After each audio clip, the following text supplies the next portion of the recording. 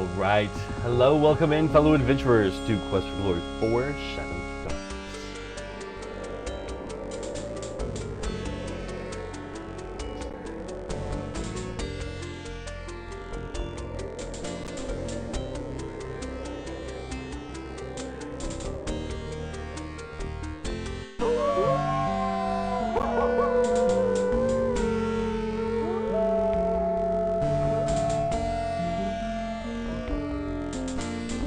Okay, once again, we're going to try to import our character from before. Please insert your saved character disk from any of the first 3 Quest for Glory games into the disk drive, so that your hero can make the journey to Quest for Glory, Shadows of Darkness. Recognize that voice? Probably not. Give yourself some time to listen to it again, think about it. You'll hear him plenty. Alright.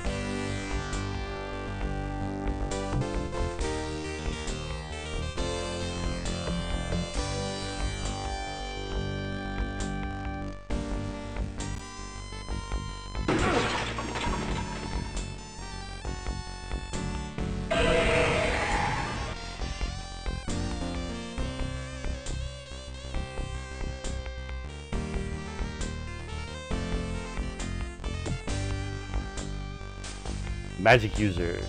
We're gonna keep that going. Name Leon. Look at our stat numbers now. They're in the 200s. And we've got a new one, acrobatics. We're still at 0 in that. That's a thief skill.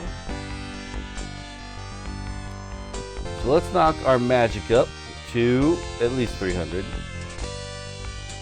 Our intelligence up to at least 300. And that's all of our points. Perfect.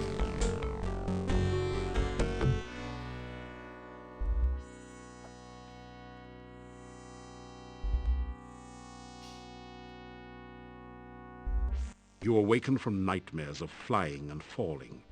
You find yourself in this strange place, the only illumination, an eerie green glow.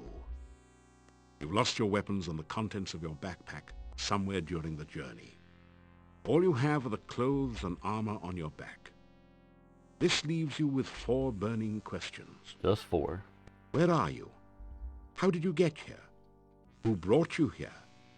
And how in blazes can you get out of here? No, Solid question. Make that 5 burning questions. What city did your luggage end up in this time? Now, for those of you who weren't with us at the end of the last game,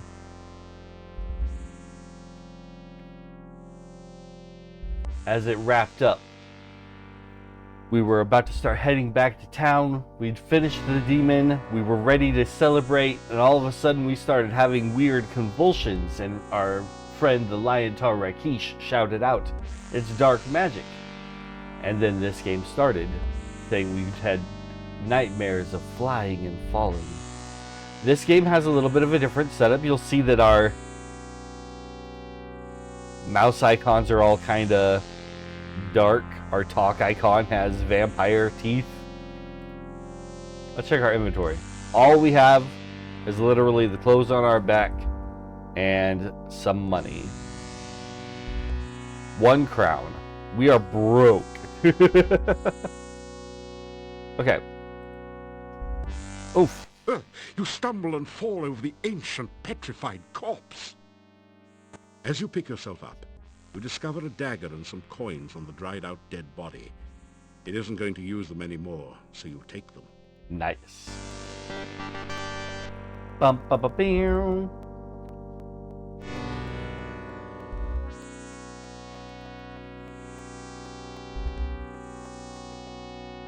This is some kind of altar to the Dark One. The top is covered with sand. Torch holders flank the altar to provide light for nameless rites and unspeakable rituals. Let's see if we can light those with our flame dart spell. That's 1.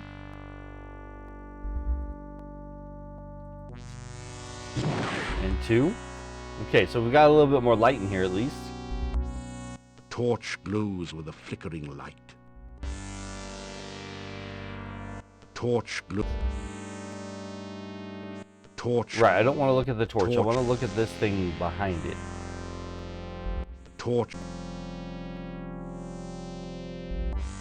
You take the torch. Oh, perfect. I actually wasn't thinking of taking the torch. I was thinking, okay, well, that was kind of helpful. It looks pretty much as you'd expect. That's like a bowl. I want to do something with that. There's nothing in the torch holder. Well, okay then.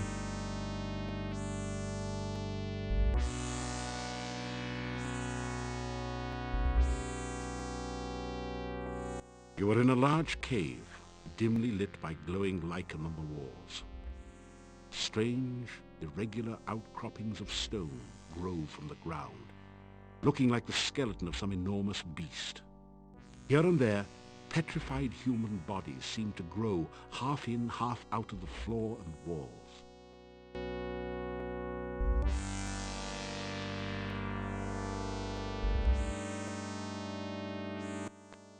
It seems to be a kind of stone valve acting as a door to the passageway beyond.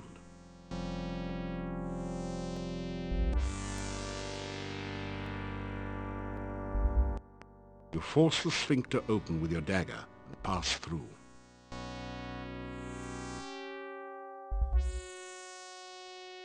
You've made it into a large chamber. Stone valves, like the one you just passed through, apparently block 3 other passageways. There is a huge stone altar in the center of the room, and an exit to the south. Yes, Medusa. John Rice Davies is doing the narration for this game. Someone has placed a large sheet, like a sort of makeshift shroud, over the withered corpse. It also has a small money pouch. Someone has placed... You pick up the canvas sheet and take 3 crowns and 17 kopecks from the pouch. He won't be needing them anytime soon. Crowns and kopecks. That's what we're working with now. Crowns and kopecks.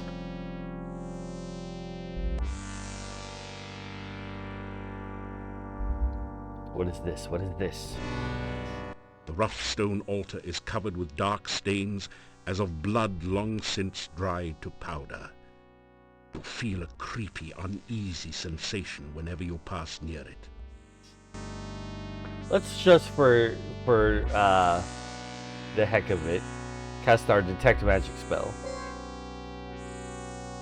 The entire cave is suffused with dark, eldritch magic. The focus seems to be the altar near the center of the chamber. The altar feels strangely warm to your touch, but leaves a deeper chill somewhere within you.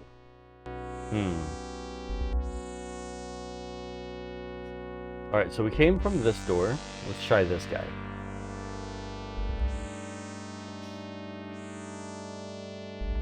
Try as you might, the stone valve will not open. Perhaps this isn't the right time. Let's try open spell, just in case. The chaotic forces in these caves twist and change your magic in strange, unpredictable ways. For the moment, that spell has no discernible effect. Okay. It looks like there might be a down passageway here. A flock of winged creatures emerges from the cave entrance, and they don't look friendly. Uh-oh. Cast Calm. A feeling of peace and tranquility fills the area. Nope, they're already on us. Oh, the fighting in this one goes so quick.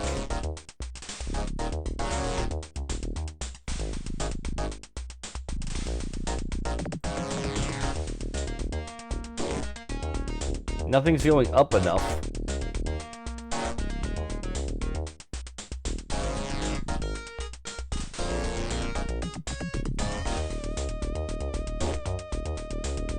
Oh, that's all of our mana.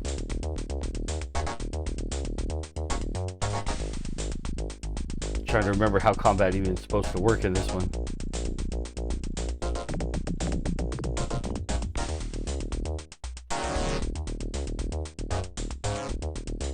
Oh. What's my actual strike button? I have a dagger. Use it, man. I cast that. That's gonna help me not at all.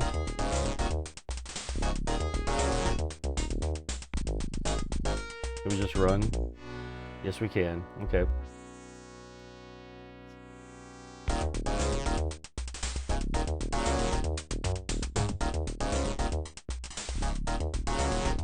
If we ducked, it looked like it came closer while we were ducking. There is a way to strike. I just don't remember it. There we go. There's a strike. Come on now. Whap. Next one. Whap. There we go. In a bitter battle, you were better than the badders. Heck yeah. You kicked some butt, too. Yes, we did. If we search these little guys. That didn't... The badder wasn't carrying any valuables. Besides, its body is really gross.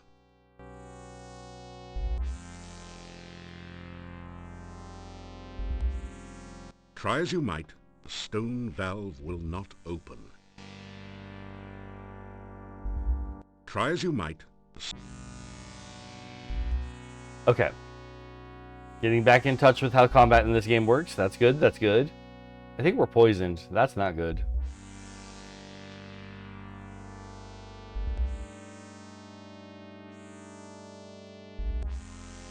A heavy rope bridge spans the deep chasm.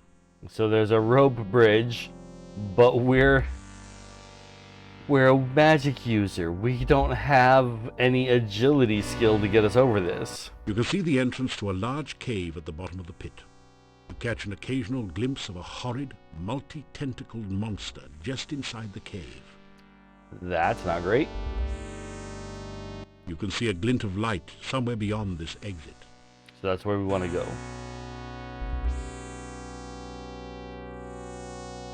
The strong wind in this cave is blowing the plants towards a passage on the left side of the chasm. Such cave drafts commonly indicate an exit of some sort. Okay. So there's an exit that way, and the wind is all blowing that way. The best thing we can do is levitate, which is not great. Oh. What a find, Medusa, what a find. Medusa found a hidden Powerade. We have more hydration than just the coffee today. Okay, so we could cast Levitate, but Levitate only moves us up and down. That's not very helpful, but we do have this sheet. That didn't do it. The hardest part about this game is clicking exactly where you mean to. Let's see with the As sheet. you hold up the sheet like a sail, you can feel the wind pushing it, and you, towards the pit. Unfortunately, you're a little too heavy. You don't think the wind is powerful enough to push you across safely. But with our Levitate spell, we can remove gravity from our body. Oh, that thing almost got us. You just barely made it across the pit.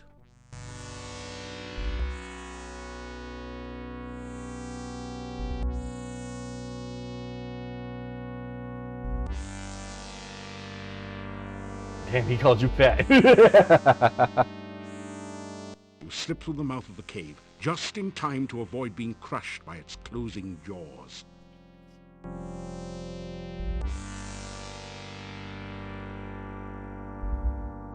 Now who's this? Who's this over here?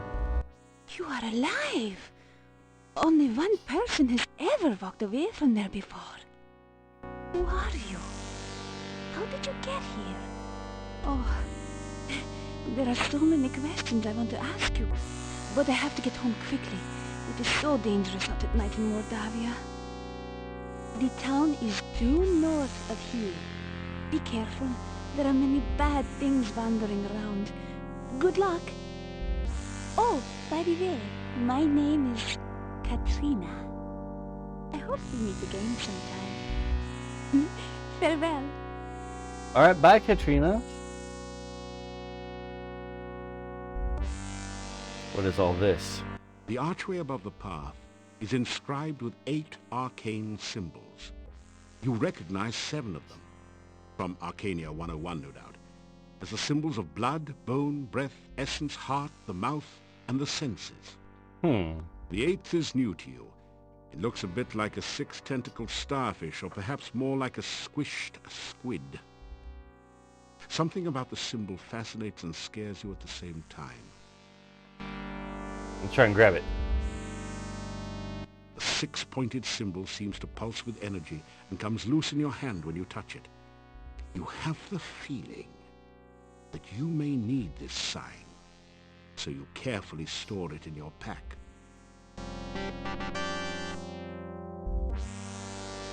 The Dark One's sign. Something about this bronze symbol makes your skin crawl. It looks vaguely like a stylized octopus with only 6 tentacles. With this game being fully voice acted, you're not going to get to hear me do all the voices. The path is dripping with slimy goo. You're having a hard time maintaining your footing on it.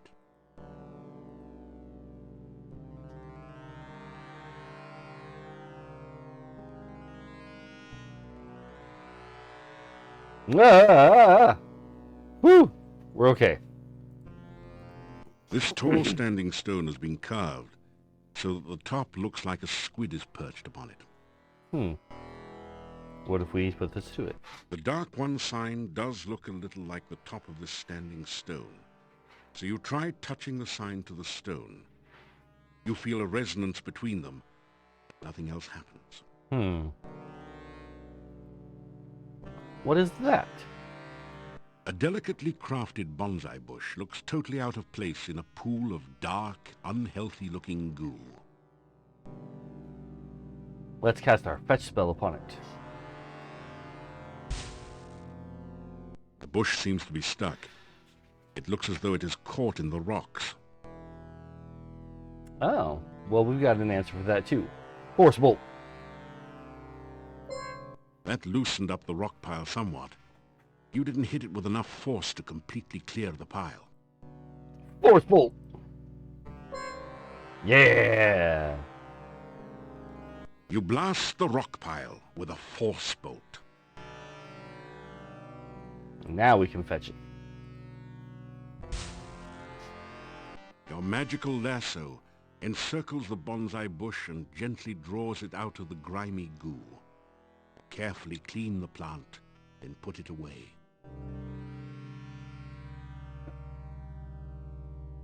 So we've got our very own bonsai bush. This bush was obviously crafted with and lovingly cared for until someone relocated it to the goo. It looks delicate and strong at the same time.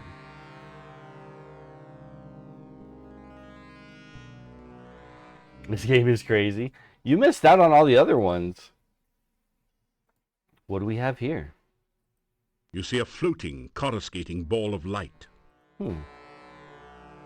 Yeah. The decayed remains of a human arm claw at you as if to drag you down to share its doom. The heavy odor of decay overwhelms your senses and makes you feel slightly nauseated as you survey this gloomy swamp. Well, as much as I would love to explore this area and everything, we were told that there's a town to the north and we are poisoned, so we should make our way that way as quickly as possible.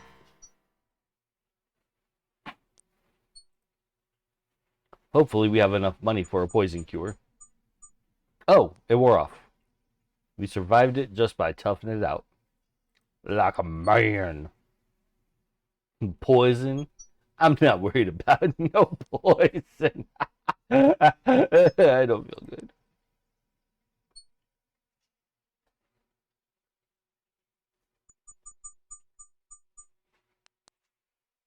You see it starting to get brighter as the sun is coming up.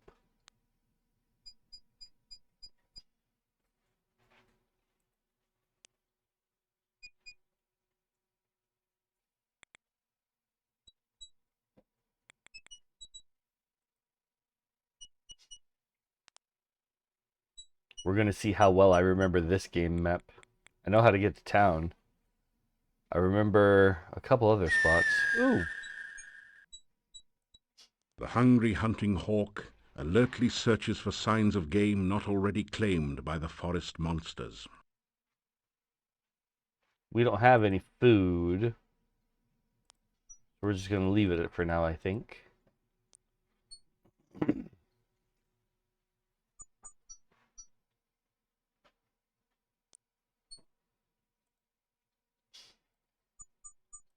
The villagers have erected a scarecrow to keep birds away from the newly harvested corn.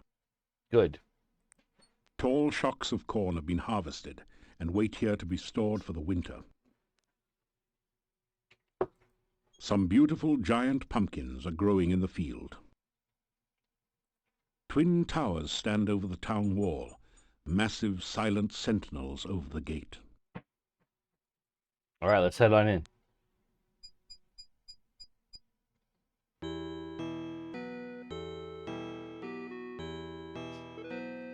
Beautiful, out-of-season flowers grow all around the stone monument. The curved staff has a very organic look to it. Its curves seem somehow feminine. You can feel a sense of magical power radiating all around it. Green grass surrounds the monument, heedless of the many feet which trample it daily. Let's go ahead and cast our Detect Magic spell here. You sense magic radiating from the staff and protecting this area.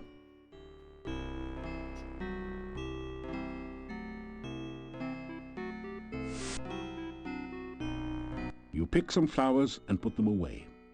Never know when you need a nice handful of flowers. So if this, for those of you who've been with us the whole time, doesn't remind you of anything, it should be reminding you of Arana's piece.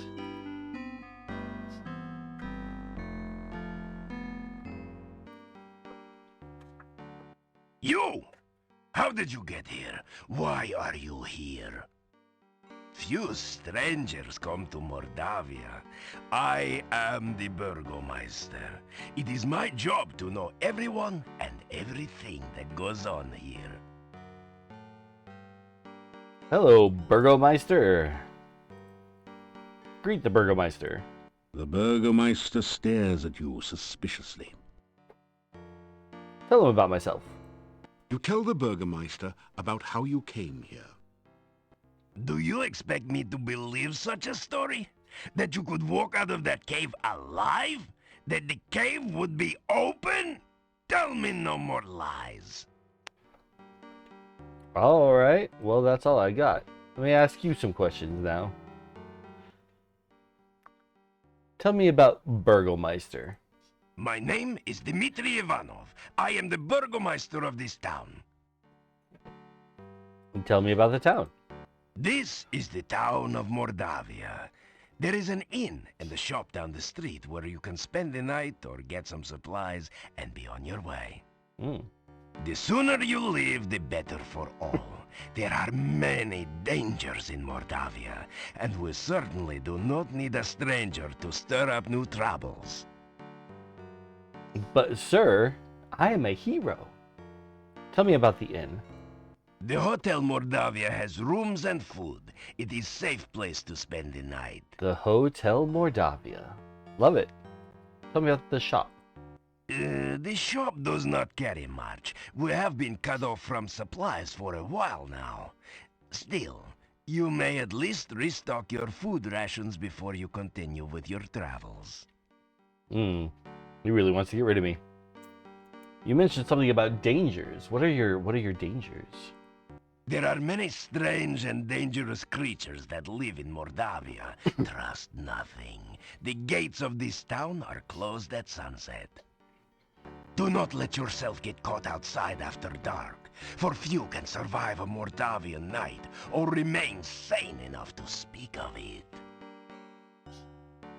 Well, tell me about your troubles here in town, good sir. Just leave Mordavia quickly. No good comes from outsiders, and we do not want you here. Okay, I get it. You don't want me here. Fair enough. Can you tell me more about Mordavia? Mordavia is a valley surrounded by mountains. There used to be a road which led from here, but heavy rains have created a swamp at the base of the mountain south of here. No wagons can get you in or out, nor can any person, except perhaps you. Now, I told you how I got here. I got teleported in, and I poofed in through that cave. I already told you that. And if you want me to leave, but you're telling me there's no way out, where am I supposed to go, Sir Burgomeister? Alright. Well, moving on. From the sign reading Burgomeister's office, you cleverly deduce that the Burgomeister works here. It's been years since you studied Mordavian, but you think that Burgomeister might be the word for mayor, or perhaps sheriff. The sign reads General Store. You wonder how much of a commission the salespeople get. The sign simply reads Inn. Guess that means you should go in. We're going to go to the general store first.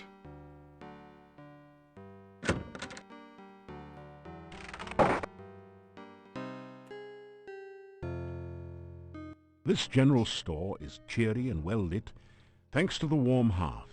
The first things that you notice are the cats. They seem to be everywhere. I love this store Then you see already. the shopkeeper, sitting on her rocking chair as she knits. She's a very, sturdy-looking woman. Don't be rude, narrator. So, you're the stranger in town. I've heard all about you already. What do you mean? I literally just got here. Cats! The cozy cat conveys a calmness most common in comfortable confine. This is a store counter.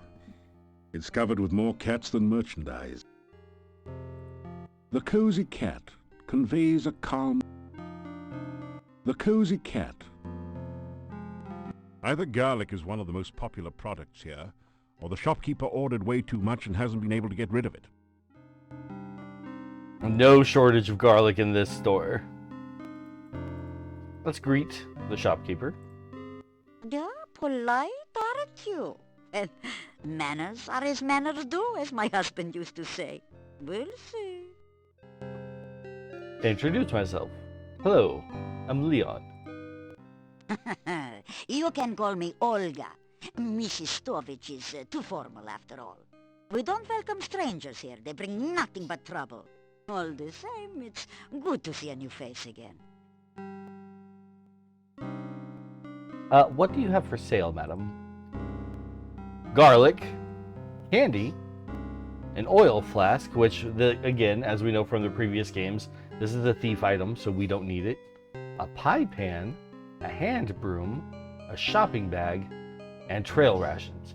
Now, we're about to have a ad break, so we're going to pause here for a moment so that nobody misses out as we start to ask her some questions to learn about the city that we're in and the lands around us, hopefully. We will be back momentarily.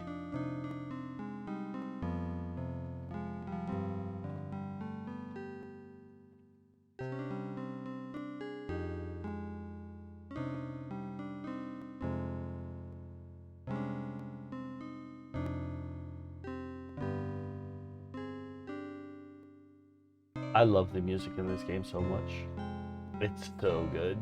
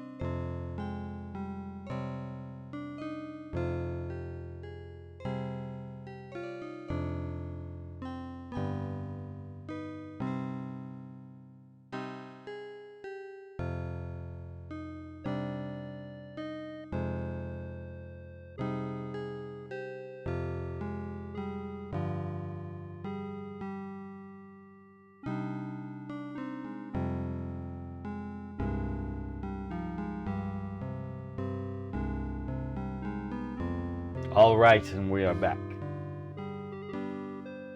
Let's ask some questions. You know what? Let's buy a couple of trail rations. We don't have any right now.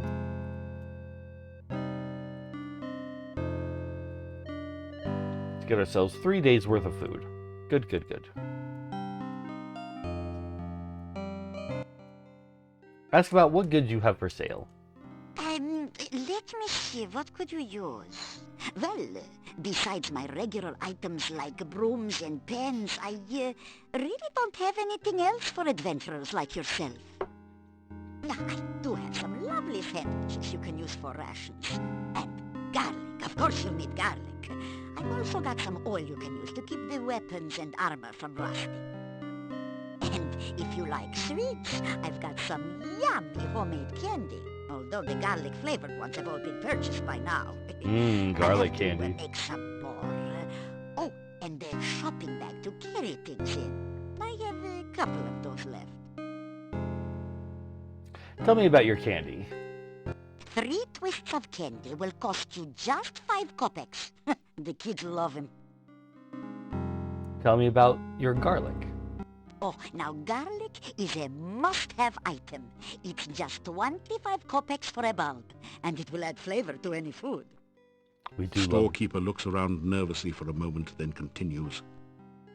You know, some say garlic also has medicinal and protective properties. Why'd you gotta say it like you were telling me a secret, though? Tell me about your trail rations. We just bought a few of these sandwiches, so tell me about them.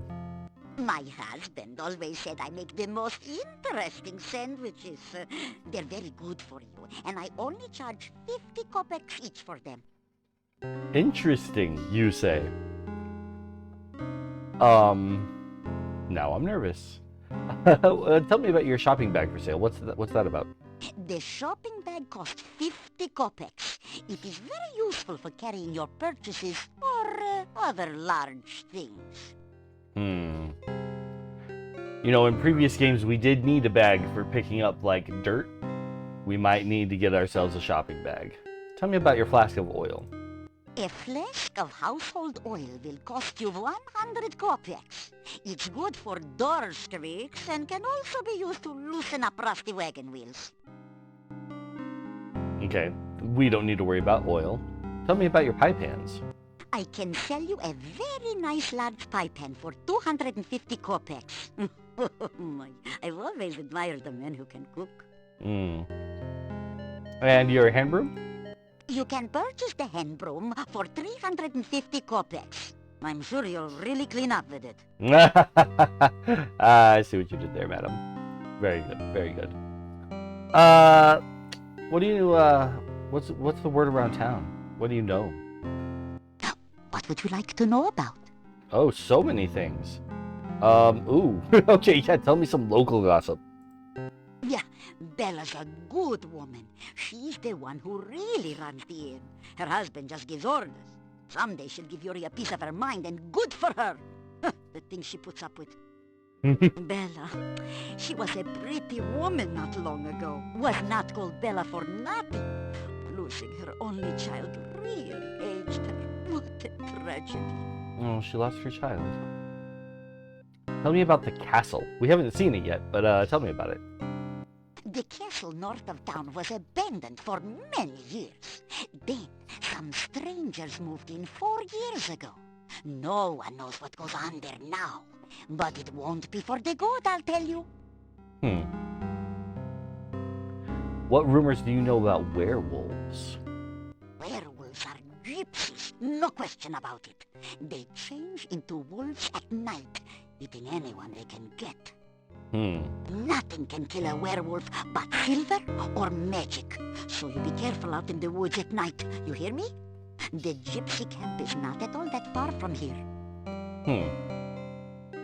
Well, we do have quite a bit of magic at our disposal, so I think we're okay. Tell me about the monastery. That is a bad place, and you'd better have nothing to do with it. It is dangerous, and should have been torn down long ago.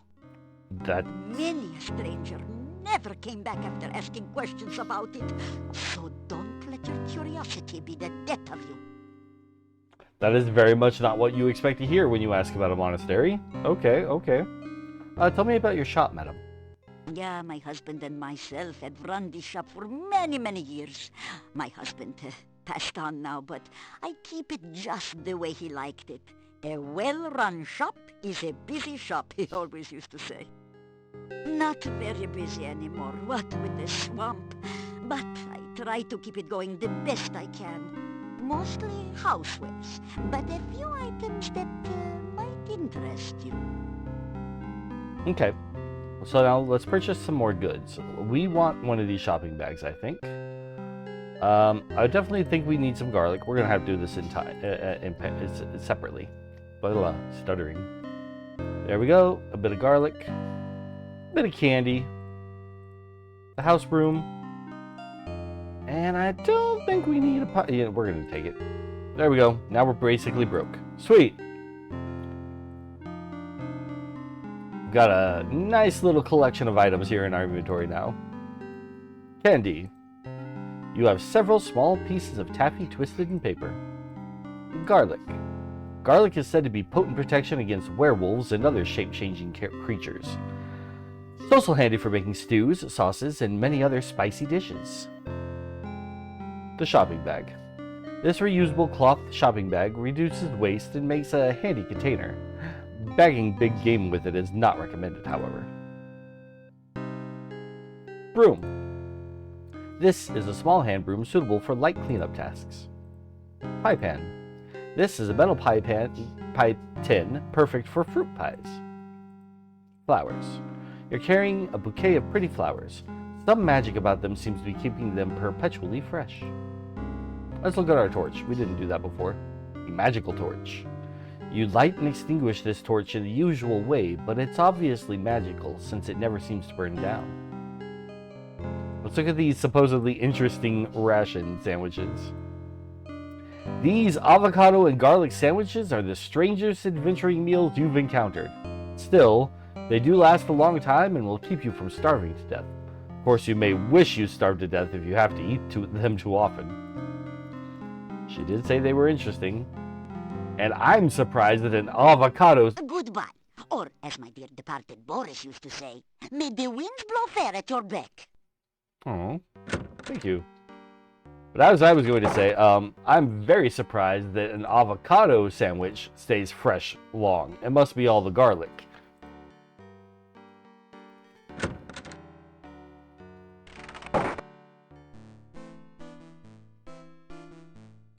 You've entered a small but nicely furnished country inn. Stairs lead up to the guest bedrooms. The floor is covered with sawdust and peanut shells. A barrel contains the few shells that manage to land in it. The innkeeper stares at you with an expression of fear and astonishment. It is several seconds before he speaks. This is the Hotel Mordavia.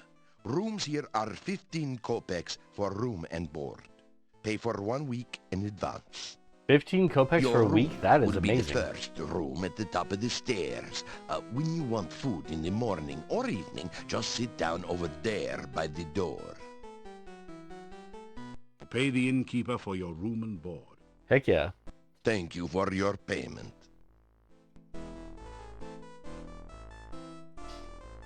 Say hello. They stare at you in astonishment. Introduce myself. You say you are a hero. Well, we will judge you here by your actions rather than your words. That's fair enough, good sir. Fair enough. Let me tell you about how I got here. You know that cave down south? The one with the teeth? Yeah. Magic is a very dangerous thing. We do not trust those who use or are used by magic. Make certain you do not give us any more cause for alarm. Okay, alright. Calm down. We're just talking.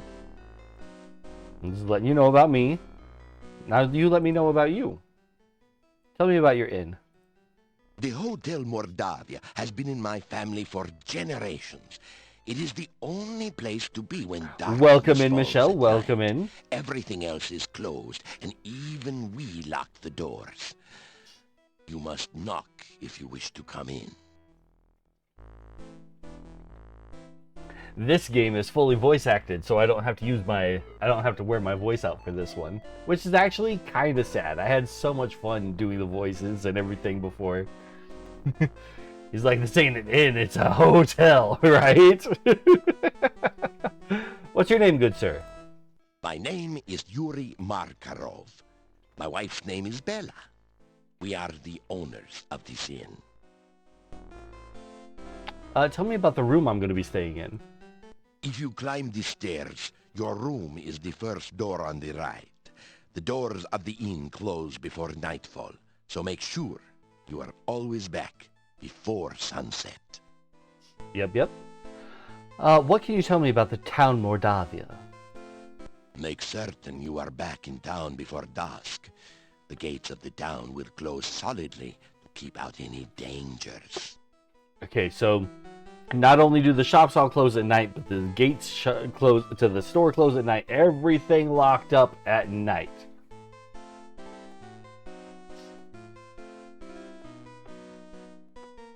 What do you know about the Burgomeister? Hold on, wait a bit. Michelle says, Medusa my pupusa. Did I say that right? I imagine it rhymed, so that's why I said it. Have you ever tried pupusas? They're delicious Salvadorian food. I have not, but my lady has definitely experienced more foods than I have.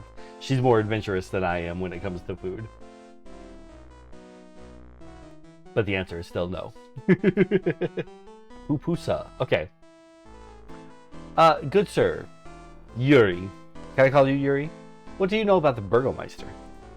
The Burgomeister is the mayor of the town. You will be wise to listen to what he says and stay out of trouble. What do you know about the general store just next door? There is not much for sale at the shop next door, but you may find something you need there. Yeah, we basically bought that store out. We bought everything they had. What do you know about the monastery? I've heard creepy things about that monastery. The monastery is to the north of here. It has been abandoned for many, many years, but it has a bad reputation. No one in town will go near it. And if you have any sense, neither will you. I have just enough sense to know that it's a danger, and then not enough to stay away. We're gonna go. We're gonna check it out. Tell me about the dangers of Mordavia. There are many ill things that roam this valley by night. Make certain that you never have to meet them. Never venture into the forest by night. We're gonna have to. You know we're gonna have to. We're a hero. We're an adventurer. We're gonna experience Mordavian nights. It's gonna happen. But I believe that's everything we have to talk about. Thank you so much, good sir. Let's go talk to these fine folk. Hello, sirs. What are your names? I am Hans. Pleasure's all yours. I'm a farmer of pumpkins and corn and a person of great importance here in lovely Mordavia. Listen, I'm telling you, Igor's death must be avenged. Oh no! Pleased to meet you. I'm Ivan, an elephant herder. Unfortunately, there are no more elephants in Mordavia, so business has kind of fallen off a tad. We just saw a bug in the game where the programming played the wrong voice line for the spoken bit there. Okay, tell me about Mordavia, my good gentleman. Guys, is it just me or is Mordavia a wonderful place? You'll see that they have fun Oh, ad-libbing kidding, that's lines the as well. greatest. There's many places to go, things to see. Are you kidding? Right. Let's not forget that scenic cemetery to the east of town. Everyone here's nothing but grins. Real friendly. Yeah, except we don't know you. We don't like strangers. Or anyone else that's weird and doesn't belong. The voice actors had fun. They would ad-lib some stuff on top of it, and they allowed it and put it in the game. What do you know about any local rumors? Rumors. You talking to me? Yeah. What rumors? I don't know. That's what I'm asking you. Oh, there are no rumors here. Unless you count the rumor that the castle is owned by... Horse patootie. Horse There are patootie. no rumors in Mordavia to speak of. All right. So what do you know about the town of Mordavia? The town of Mordavia is a quiet place. Filled with friendly, joyful, stinky people. Well, I'm not so sure about the friendly part. We tend to be very suspicious of strangers like you. Yeah, well anyway, the town is filled with joyful and stinky people. Yeah, happy, joyful, and stinky people. Well, I wouldn't call us particularly joyful. As a matter of fact, most of us are pretty glum. Oh, very well, all right, then Mordavia is filled with people, you know, stinky ones. Yeah, many stinky people. Well, I wouldn't exactly call it many. There actually aren't very many of us around here. Oh, forget it. Well, at least he stinks. All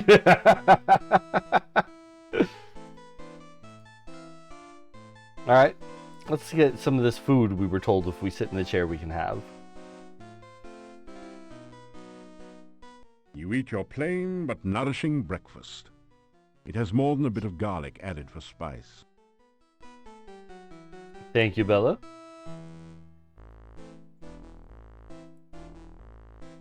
All right, we're all done here, I think. Let's go see what our room looks like.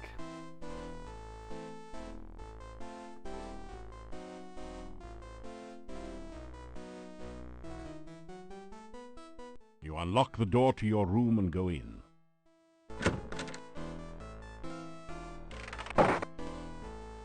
Ooh, what a nice room. More garlic. Garlic braids festoon the room, adding that certain special ambiance of Gilroy in the spring to the room.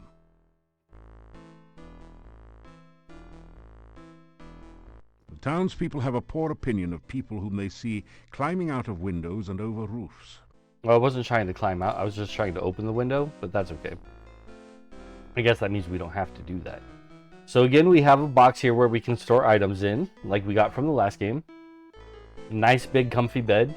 Little candle next to the bed. And that's all we got to do here now. We've seen it. Moving on, moving on. Oh. Townsfolk have left. What time is it? Oh, it's still early morning. I guess they've had their breakfast and now they're off to work.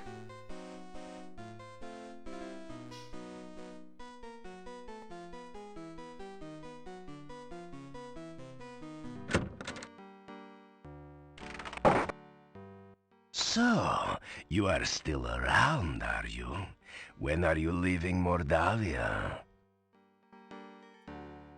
When am I leaving? When the swamp is gone and I can leave, sir. Sheesh.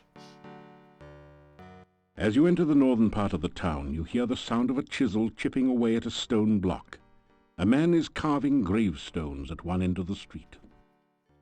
Your attention quickly moves from the stone carver to the ominous Gothic building in the center of the street. There is definitely something not right about this structure. So I see why they warned us against this place. It is a thoroughly uninteresting wall.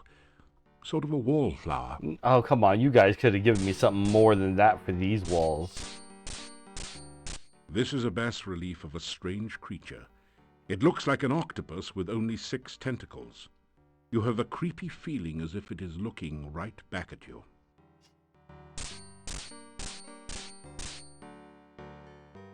The boar head on the wall is huge. I hope that doesn't foreshadow things you have to fight. You know, I think we do have boars in this one. I think we do. From the hump on his back to his twisted body, this is either the Hunchback of Notre Dame, a mad scientist lab assistant, a gravedigger, or an Elvis impersonator. That's a little rude.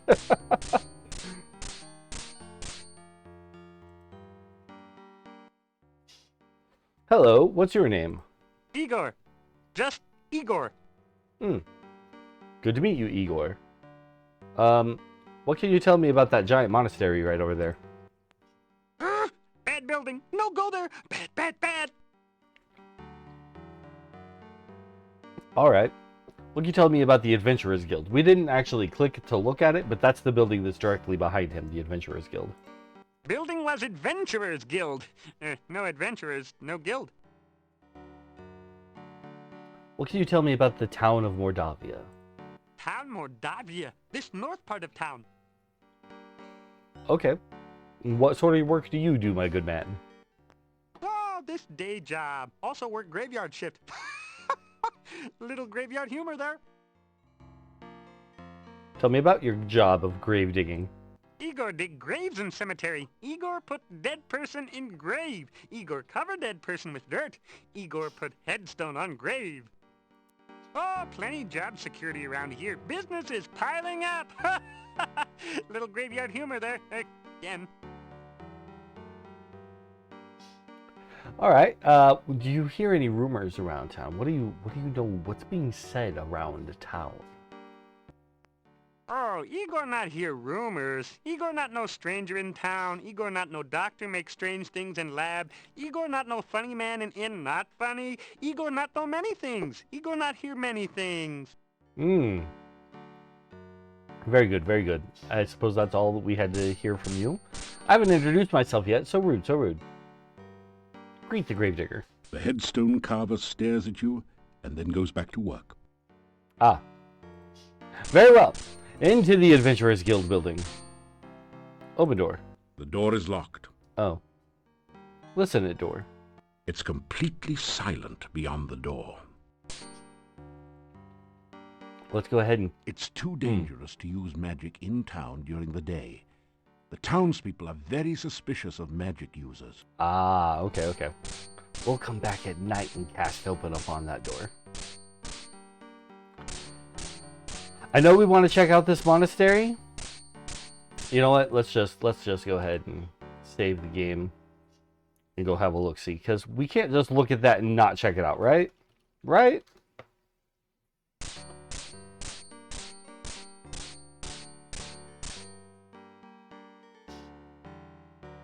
Bad place. Very bad place. Go away. You'll be very sorry.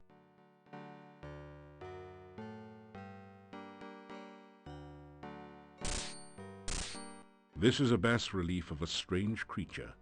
It looks like an octopus with only 6 tentacles. We have this exact same design in our pocket. So what if we show this to this? The hectopus seems somehow calmer as you present the Dark One sign to it. You get the feeling that there's something it wants you to do with the sign. What if we put it to the door?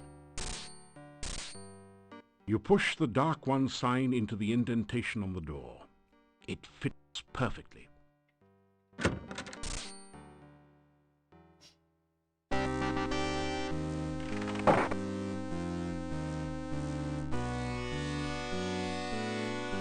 This is a no longer used monastery. The furnishings are in poor condition, and the carpet and drapes are faded and threadbare. The symbols of the Dark One make this an uncomfortable place to be.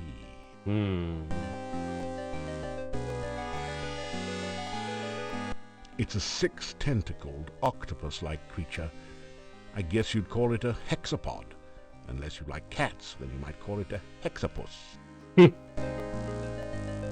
This is a fairly attractive, in a Baroque way, display cabinet with a glass door. This amazingly lifelike sculpture looks like a cross between a baby troll and a hermit or dervish. It fits the description of a domovoi, except that it's totally dried out and unmoving. A domovoi, huh? Can we take it? You can't budge it. If you want to do anything with the sculpture, you'll have to do it here. Yes, John Rice Davies doing the narration. You strike a mighty hammer blow at the glass case. It just sort of looks at you through its glass eye. You need to either build up your strength or try another approach. We are not strong. I wasn't intending to try to hit it. I just wanted to open it, but I guess That's what magic is for. You can't open that. Okay. Force bolt. Smash it. Watch where you aim that thing. Really? Watch. I can't cast open on it and I can't smash it with a spell? Open felt like the right thing. You can't open that. Alright, fine. Fine. This character's just not getting in there. That's okay. It's alright. We don't need it. If I remember right, it's just a little bit of money. There's an old threadbare rug on the floor. Like the curtains, it looks more like a fire hazard than an amenity at this point. The fireplace looks as though it hasn't been used in years. There are no logs on the log holders, nor is there any sign of ashes or other debris.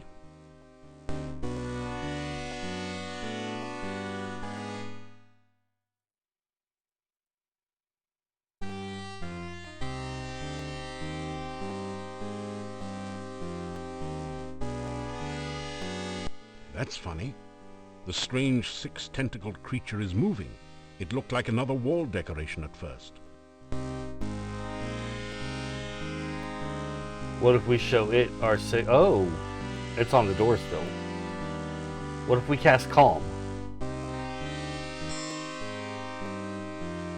A feeling of peace and tranquility fills the area. It didn't say anything specifically about that, so I don't think that did anything. Let's hit it with a force bolt. You've managed to damage the hexapod slightly. Alright, let's hit it with something a little stronger. Give it that lightning bolt. You've managed to damage the hexapod slightly. Keep it going.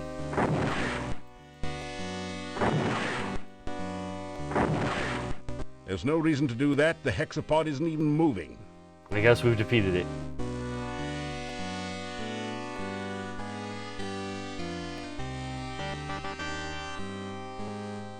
Wouldn't you know? There is a cold feeling down here that chills your bones and sets the hairs on the nape of your neck on end. There is a musty odor of mold and mildew mingling with the sickeningly sweet smell of decaying flesh. Welcome to your nightmare. You didn't have to say it like that. Come on. Above the altar is the sign of the Dark One, surrounded by arcane letters. A notch next to the A makes you think that perhaps that is some sort of starting point for the letters. So if it's a clock, and we start with the A, then the word is a boozle. These bizarre creatures are only stone carvings, you hope. It doesn't budge. Okay, good. The huge barrel is labeled Cask of Amontillado. This must be the fabled spirit that provided most of the income and fame of the monastic order here.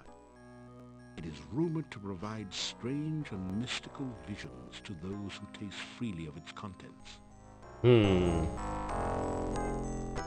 We'll save that for the end, I think.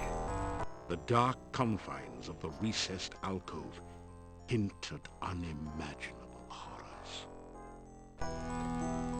Let's cast some detect magic in here, just in case, just in case. This place practically vibrates with dark magic. Ow, ow, ow! Get a momentary vision of nameless rites and unspeakable rituals. Welcome in, Harley, welcome in. Ow, Any ow, individual ow! magical impressions are lost among the overall dark magical aura. You've seen some pretty ridiculous things in your time, and that's certainly one of them. Really, that's all you have to say about that? I feel like there should be... You've seen some pretty I ridiculous... feel like they should have had something better for looking at that one. Let's reach into this dark alcove. It doesn't budge. Nothing? It doesn't budge. Nothing. I had to double bunk. It felt just as felt right. There is a huge book on the altar. The binding looks like straight human skin, with letters Hydrate. and I shall. markings In fact, I written in just bright finished my blood. coffee, so I'll be Letters opening spell this out Powerade. Necrophilicon. What could that mean? Oh, that's it. Something like the Silmarillion for of the love of death. Ugh. There's something very, very wrong and dangerous about this book. Let's save it real quick.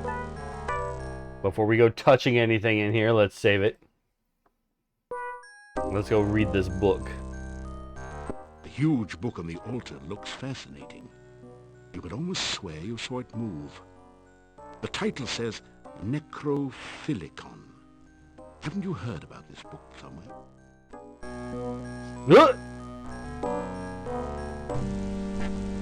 Case and book closed. Maybe you should have judged this book by the cover. Anyway, the judgment seems to have gone against you. In fact, they threw the book at you.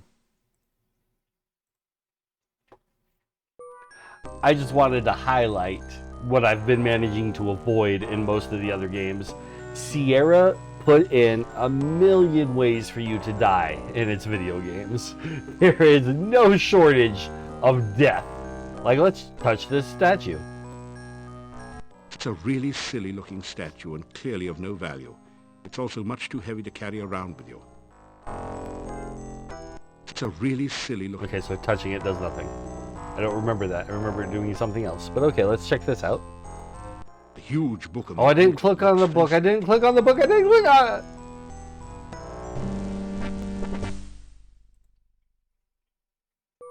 I think we need to cast some calm. Make that book calm down. A feeling of peace and tranquility fills the area. Nope, that did nothing. I'm sure we do something with this, but maybe we just don't do it now. The roll-top desk is spotted with dark and ominous stains. Open desk. The desk is, naturally, locked. Ah, we have a spell for that. Open.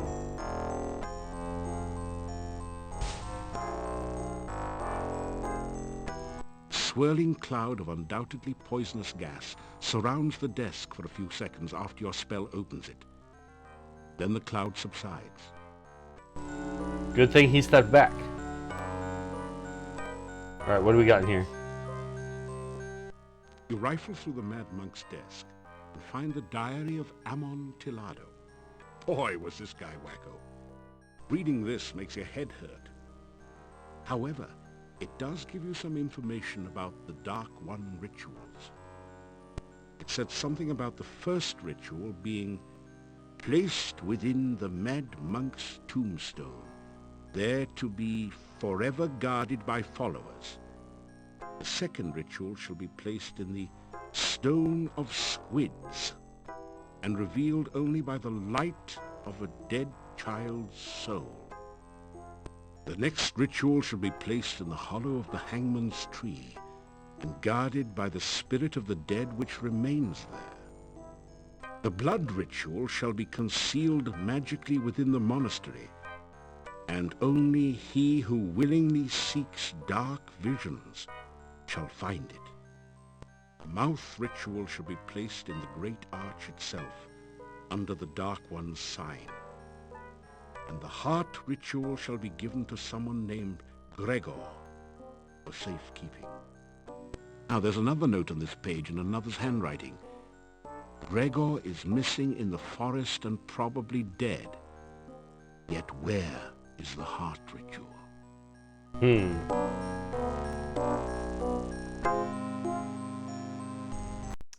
So it said willingly seek visions. That's what this is supposed to do. But again, we don't want to die. So we save it first and give it a try. You tap the huge cask of Amontillado. This is the strongest stuff you've ever tasted, assuming that you're not an aficionado of dragon's breath. Bottoms up.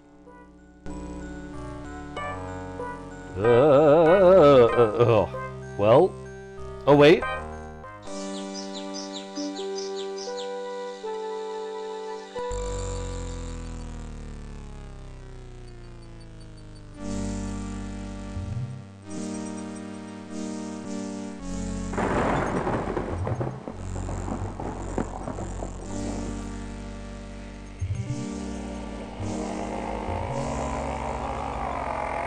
Man,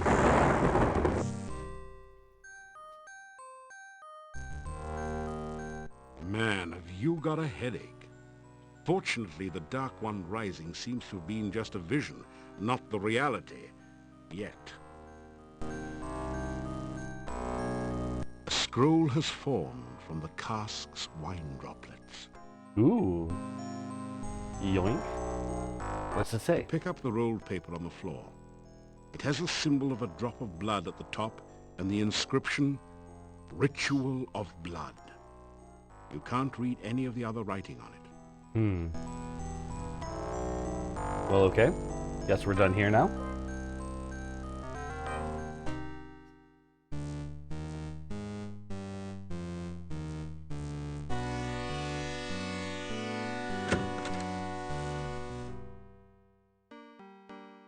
You retrieve the Dark One sign from the monastery door, then quickly step away before the Hectopus can react. That guy. He'll get us if we don't have that symbol on the door.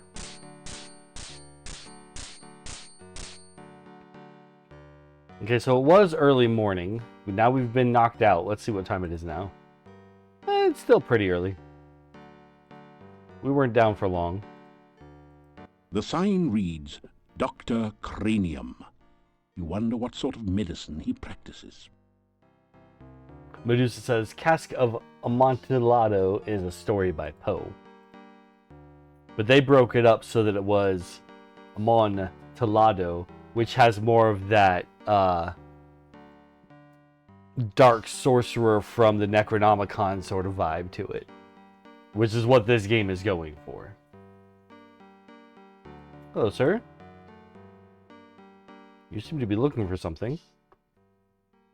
What's your name, my good man? I am Nikolai. Have you seen my Anna? Anna? I can't even ask about Anna now that you've mentioned it. Okay, what do you know about rumors in town? Anna. Have you seen my Anna? What do you know about the town? I am looking for Anna. Have you seen Anna? Alright. That's all he's got to say, I guess. Hello, old man. You greet the old man. Hello, Nikolai. Good day. Have you seen my Anna? I have not. Say goodbye. You tell the old man goodbye. If you see Anna, tell her I am looking for her. He's doing an awful lot of looking in this corner. That is about it. This doorway leads to a private residence. Ah, so that's a house. You can't make out what's behind the window from here. The windows stare back at you like eyes in the living wall. Well, they don't really, it's just a simile, you know. Oh, of course. The rope is attached to a series of bells hanging under the overhang. Or was that over the underhang? Or maybe around the... No, never mind.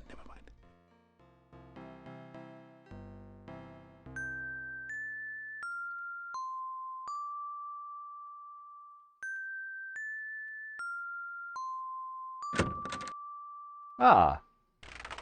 Puzzles.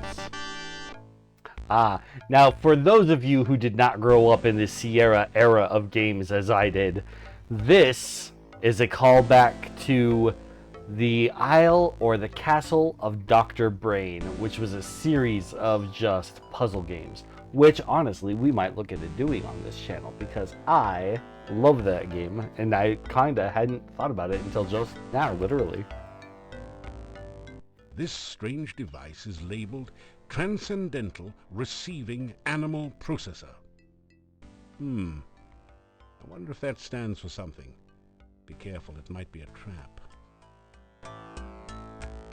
This Transcendental Receiving Animal Processor. Transcendental ERAP. Receiving Animal Processor.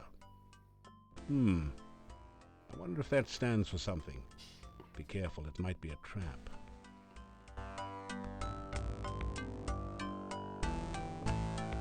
Welcome to the Transcendental Receiving Animal Processor. You can analyze the creature you wish to capture, then apply the proper bait. If the animal is in the immediate vicinity, the trap will catch it for you. If the animal is not in the area, you'll just have to catch it yourself, but at least you'll know what to feed it. Let's start by identifying your animal, okay? Yes. Is it alive? Yes. Is it fast? Yes. Is it vicious? No. Is it silly? Yes. You're trying to catch a flying aardvark. No. You obviously have a craving for a chocolate mousse. No. You aren't looking for an Antwerp, are you? Ooh, yes. You surely don't mean a full-sized adult Antwerp, do you? No. Bouncing baby Antwerps are avid avocado eaters. I didn't mean to actually solve the puzzle that quickly, but there we did it. That's going to come up in a moment. You will see. The bust's eyes seem to follow you as you walk through the hallway. It was literally just chewing bubblegum. It doesn't say much.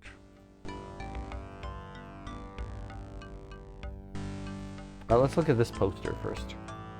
It's a truly impressive, original, multimedia work created out of whitewash and sawdust. Okay. This door. There's a sign on the door. It says, "Warning, do not open without appropriate precautions."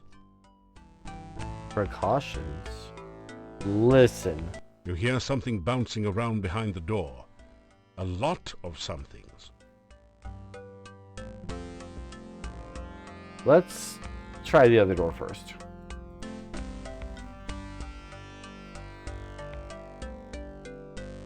You don't hear anything behind this door. Okay. Open. Behind the door is a sort of rat maze, but it's missing the rat, or whatever is supposed to be traversing the maze.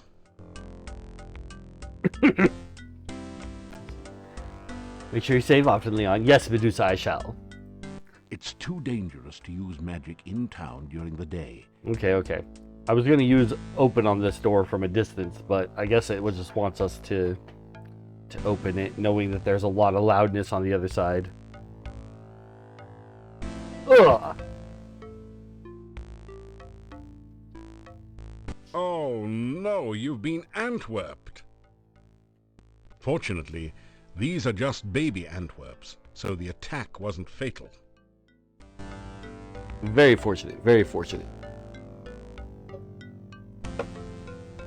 They did change the look of the Antwerp for this game from the first one, from the EGA version. If we played it in the VGA version, the Antwerp would look the way that they have it designed. Because the way that we saw it, it was kind of a furry blob with 6 eyes and kind of a dog head. And in this one, the Antwerp is more a bouncing ball of sentient jelly. But now we've got these baby Antwerps bouncing around. The trap told us that it needs avocado. We have avocado sandwiches, so let's put that into the trap. That didn't do it. You bait the trap with avocado from your sandwich. Avocado was never high on your list of favorite foods anyway. The trap starts working.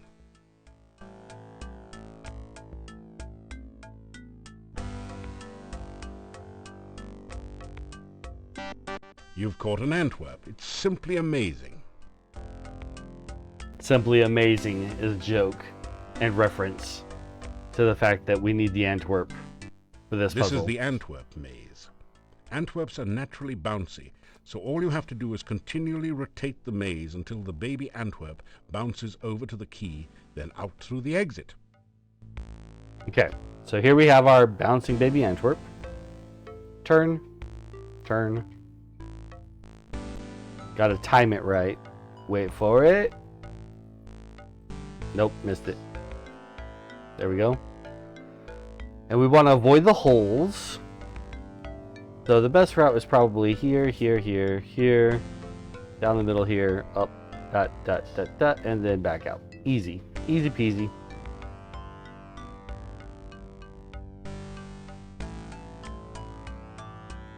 Ah. As long as I get the timing right. I did it again. Oh no!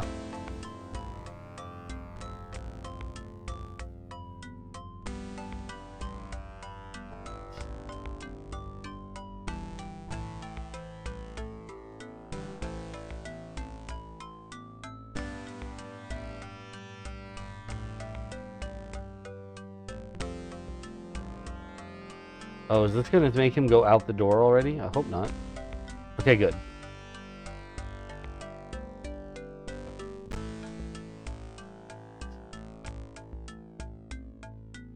The music here, the music in this one has the best music. I love the music in this game so much.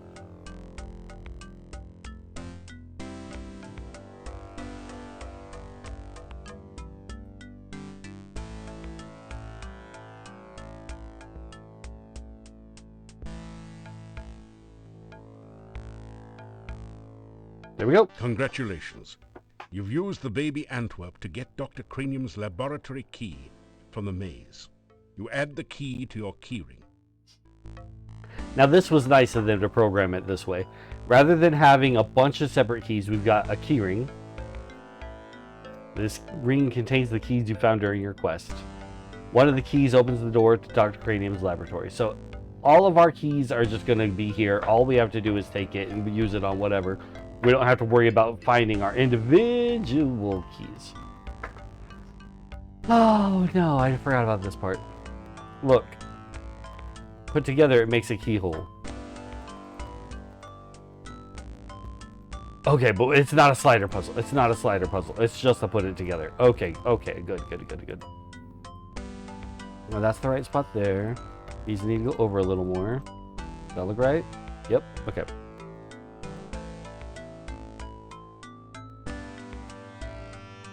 I was quite concerned we were about to have a slider puzzle on our hands.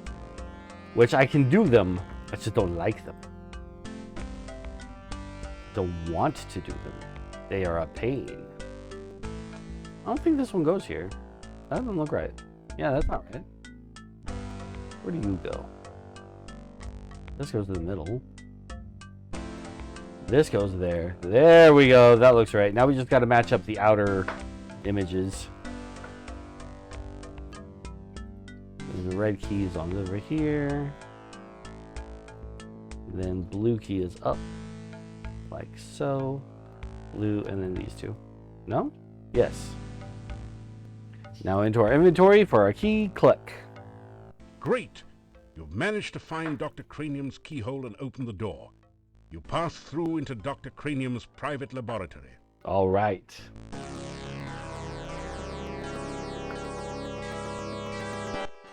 Quickly, Igor, the fluid. I must have the fluid. Oh, excuse me. I thought it was Igor coming in to assist me. He helps out in the lab sometimes. Now then, what can I do for you?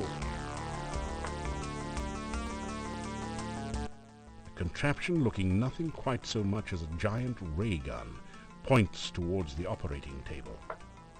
Now wait just a second. There's no such thing as a ray gun in Mordavia, is there? Dr. Cranium likes to stay ahead of his competitors. It's a beaker full of eyes, and they all seem to be looking at you. Gross.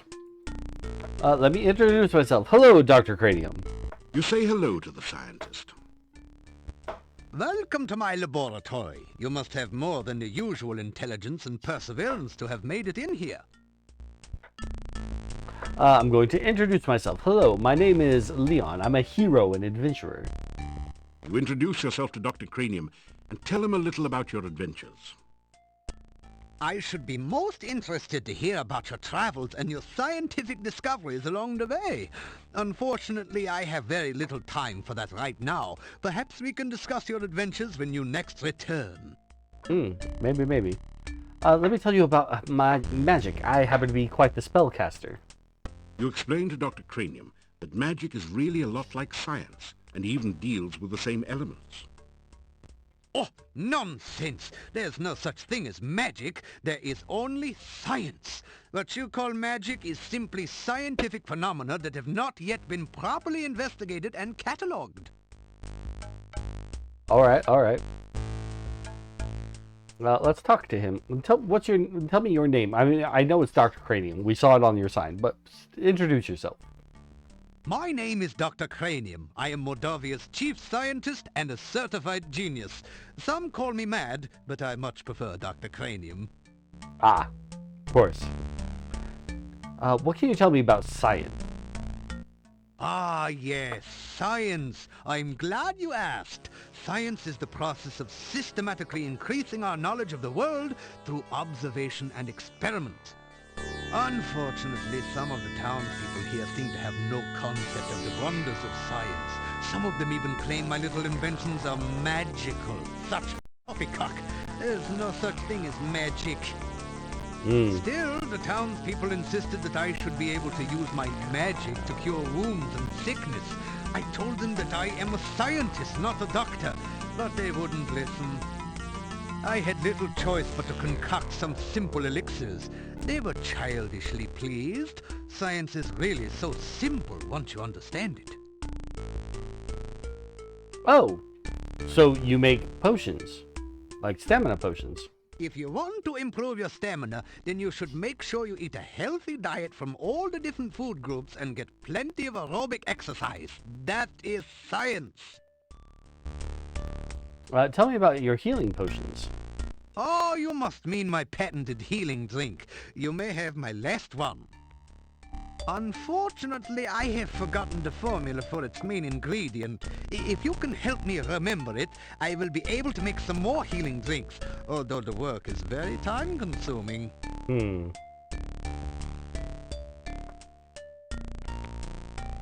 Each potion needs a certain special component.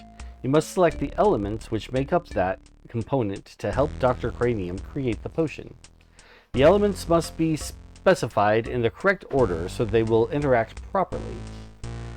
There wasn't room to list all the formulae here, but you can find full details about the elements for each ingredient in your game manual, which is, once again, the game's version of piracy protection.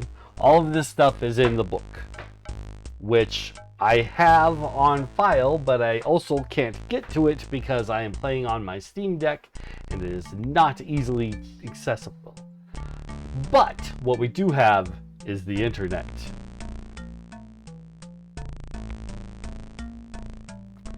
And so we're going to... It's not necessarily cheating, because it is... You would have to look it up in the book. I'm just looking it up in the book that exists online. Quest for Glory for potion ingredients. Yammer.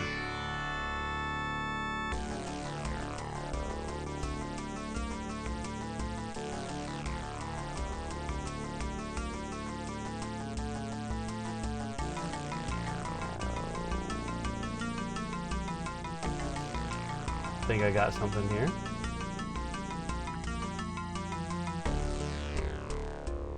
Nope, that didn't work.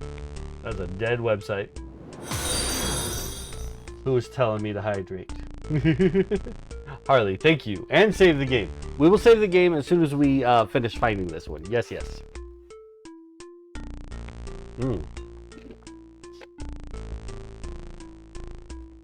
He said no pineapples. Yes. Hey, he said no pineapples. We do not like pineapples here.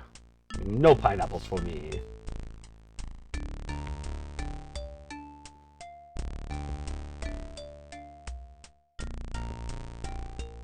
I wonder if I could just look up the book.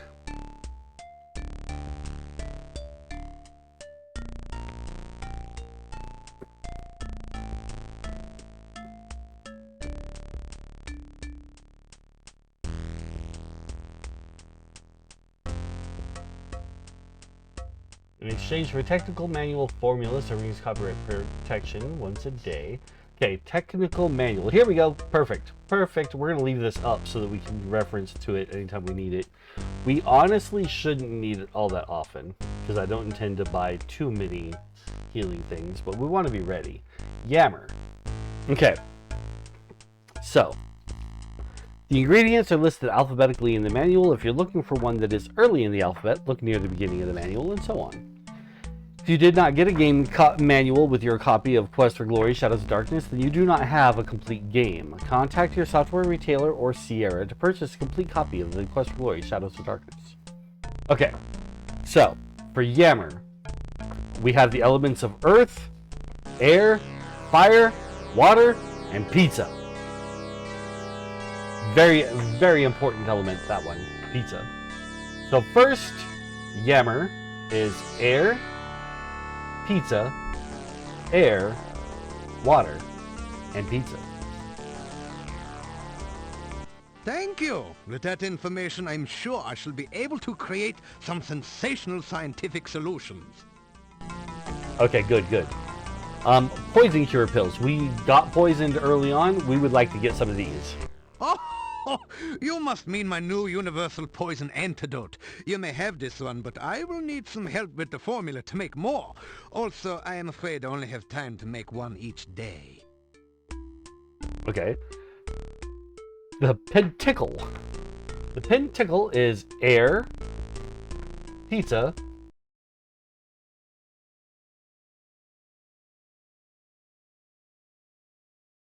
Cranium, if he can spare an empty flask for specimen collection.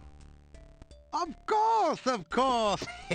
I am always delighted to assist scientific research of any kind, and I have plenty of flasks. You may have this one.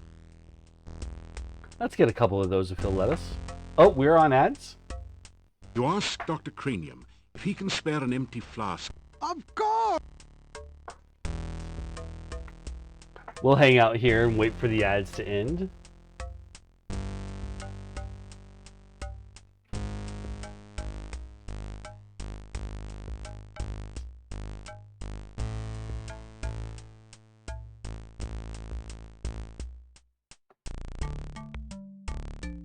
How are we feeling about this game today? What do people think about it? I want to know.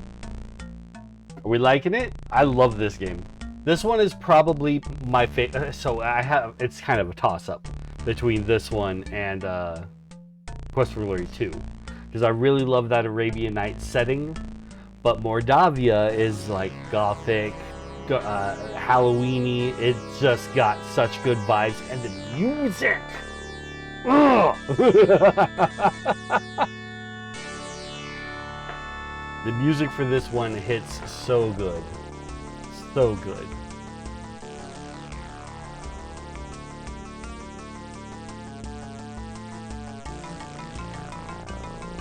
Like 3 was okay with its music. 3 had some good music and good spots, and then a couple of times, especially when you were just like on the general wandering, when you go from the map to click into an area with its nothing, and it was just kind of empty space.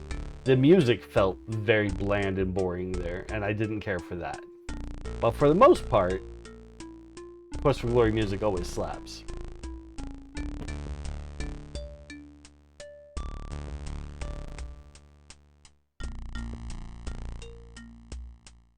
Like the music at the Symbani Village, there were a couple of different musics here and there, and it was all good. It was all good music. It's got that drum. Love that drum. This one is just, you know, right now where we're at. Mysterious, not quite mystical, because we're talking science. But yes. Mystery, if not mystical.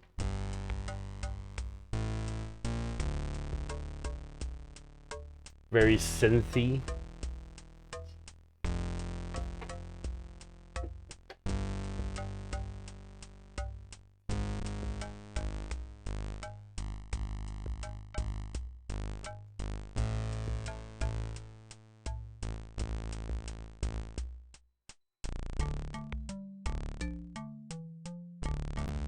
Alright, and welcome back from the ads, my fellow adventurer.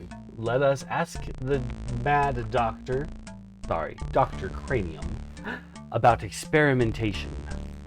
Experiments are the meat and drink of science. First, you must come up with a hypothesis based on your understanding of the scientific elements. Then perform an experiment to test the hypothesis. Afterwards, you have a pizza. Tell me about the scientific element. Earth is for solidity and stability. Air gives freedom and movement.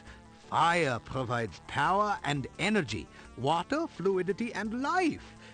Pizza, of course, is the most important element of all. Of course, of course. Pizza represents the essence of well-roundedness and regaining strength. Most importantly, you can have it delivered in under half an hour in most areas. Ooh, yes. That is most important. Most important indeed. What is a hypothesis? Tell me about that. A hypothesis is a scientific guess. One predicts the result of an operation, performs an experiment to test the prediction, then has a pizza to celebrate the result. Oh, of course. It is very important to stay flexible, however. Sometimes the experiment may give a different result than predicted by the hypothesis. Since real scientists don't like to make mistakes, we always write the hypothesis in pencil. Since real scientists don't like to make mistakes, we always write our hypothesis in pencil. Of course, of course. Tell me about pizza. How is this so important? Pizza is a crucial ingredient in many scientific formulae. There is a nearly infinite variation in its effects, depending on whether one starts with pepperoni, mushrooms, artichokes, or plain cheese. One should always order extra pizza in case the experiment requires additional materials. Besides, science is hungry work. Of course, of course.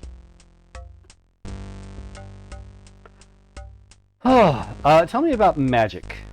There is, of course, no such thing as magic. There is only science. Still, you would be amazed at how gullible some people are. Just the other day, someone gave me this scroll saying it was a magical spell. Can you believe that? It is purest poppycock. Nothing on here makes any sense whatsoever. Here, you may have this as a reminder that magic is a figment of fevered imagination. Only science is real. Obviously, Dr. Cranium needs to take a correspondence course from the famous wizard school. As you read the scroll, you find that you have learned the incantations and gestures with which to cast a glide spell. Then the scroll vanishes. A glide spell, There, huh? you see, it was not even a very good piece of parchment. Fell right apart. Oh. Alright. Tell me about Igor, the gravekeeper. Igor is the gravedigger and tombstone carver. Business has been slow lately, perhaps because there are very few people left in town. So Igor sometimes comes in to help me with my work. Well, tell me about Igor's business. Igor has had less work of late. The forest is just as dangerous, but there aren't very many people left in town who are stupid enough to go out there at night, you know. I like to think of it as a sort of evolution in action. Ah, of course. Gravestones. Tell me about gravestones. Igor is carving out quite a niche for himself in the gravestone business. You might say he is well on his way to becoming a rock star. Then again, you might not. Tell me about the cemetery. The cemetery is outside of town to the east. It has proven a fruitful source of materials for my experiments. There are also some interesting and cryptic puzzles to be solved there. You mentioned the fluid. You wanted Igor to bring you the fluid. What was that? Essential etheric fluid is an important ingredient in my formula for reanimating dead bodies. It contains the essence of the element of water, the most important ingredient in life science. Tell me about your lab here. This laboratory is where I perform some of my most important research. Lately, I have been trying to bring life back to a dead body and to brew the perfect cup of tea. Dead to life? What are you doing with that? Reanimating the dead is just another day's work in the life of a scientist. Even science cannot bring a person back right the way they were, but one can use scientific principles to restore the semblance of life and energy to formerly dead flesh. That doesn't sound great. But you said you were trying to brew the perfect cup of tea? The one alchemical combination that I have thus far been unable to fully analyze is that of a good cup of tea. I'm sure there must be a way to duplicate the effects of nature, but the results have not been promising so far. Perhaps you would like a cup of spearmint and beefsteak tea? I thought not. This is even harder than rehydration solution and reviving dead tissue. Tell me about your research here, my good man. Research is the heart and soul of science.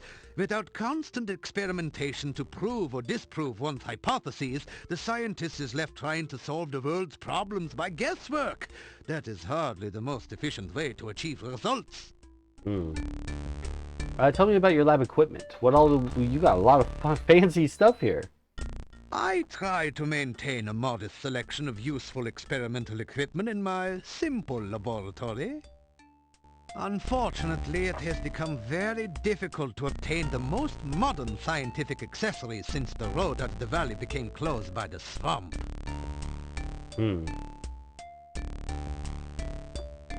Tell me about yourself, Mr. Mad Scientist. People call you that?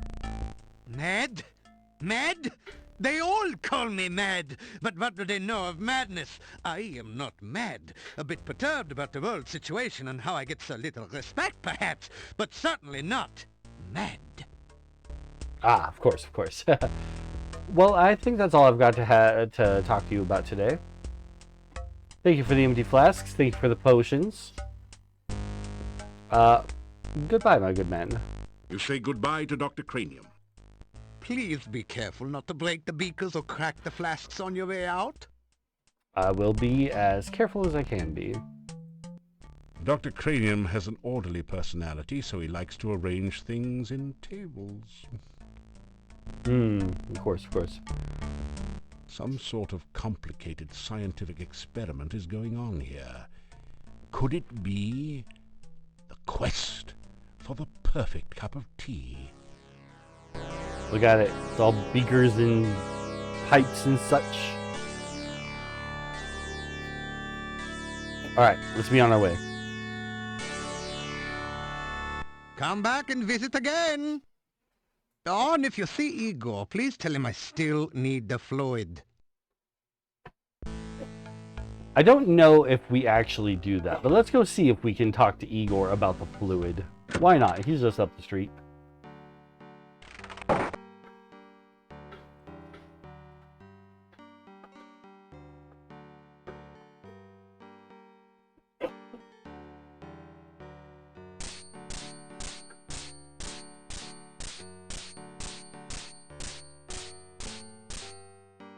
Hello. The headstone carver stares at you and then goes back to work. Can I talk to you about the fluid? No. Alright. Yeah, I didn't think we really did talk to him about it, but might as well give it a try since the game did give us the thought process. That's how you're supposed to go about it. Still you remain. It is a wonder you have managed to live so long. Mr. Burgomeister, it has been not even one full day. It has been from morning to afternoon. You thought I was going to die from morning to afternoon? I mean, I did. We did. Because we had to die a couple of times in that monastery.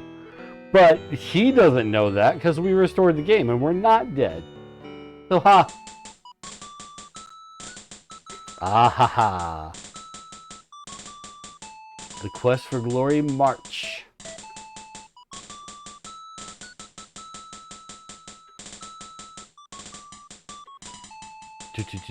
Do. An old stump by the side of the road makes a convenient resting place for passers-by. Is it hollow? Kind of looks might be hollow. You find 5 crowns that someone hid in the hollow stump. They're covered with mold and dirt, and have obviously been long since forgotten. Nice. The bottom of the gully is filled with water from the autumn storms. Can we go down there? There isn't anything useful down in the gully. Alright. Let's try a detect magic spell just here outside of town. Let's see if we get anything. Oh gosh, I'm going to sneeze. Excuse me. You do not sense any magical energy here at the moment. Alright. Let's go explore the land a bit. We'll just go straight, never eat soggy west. Never eat soggy waffles west.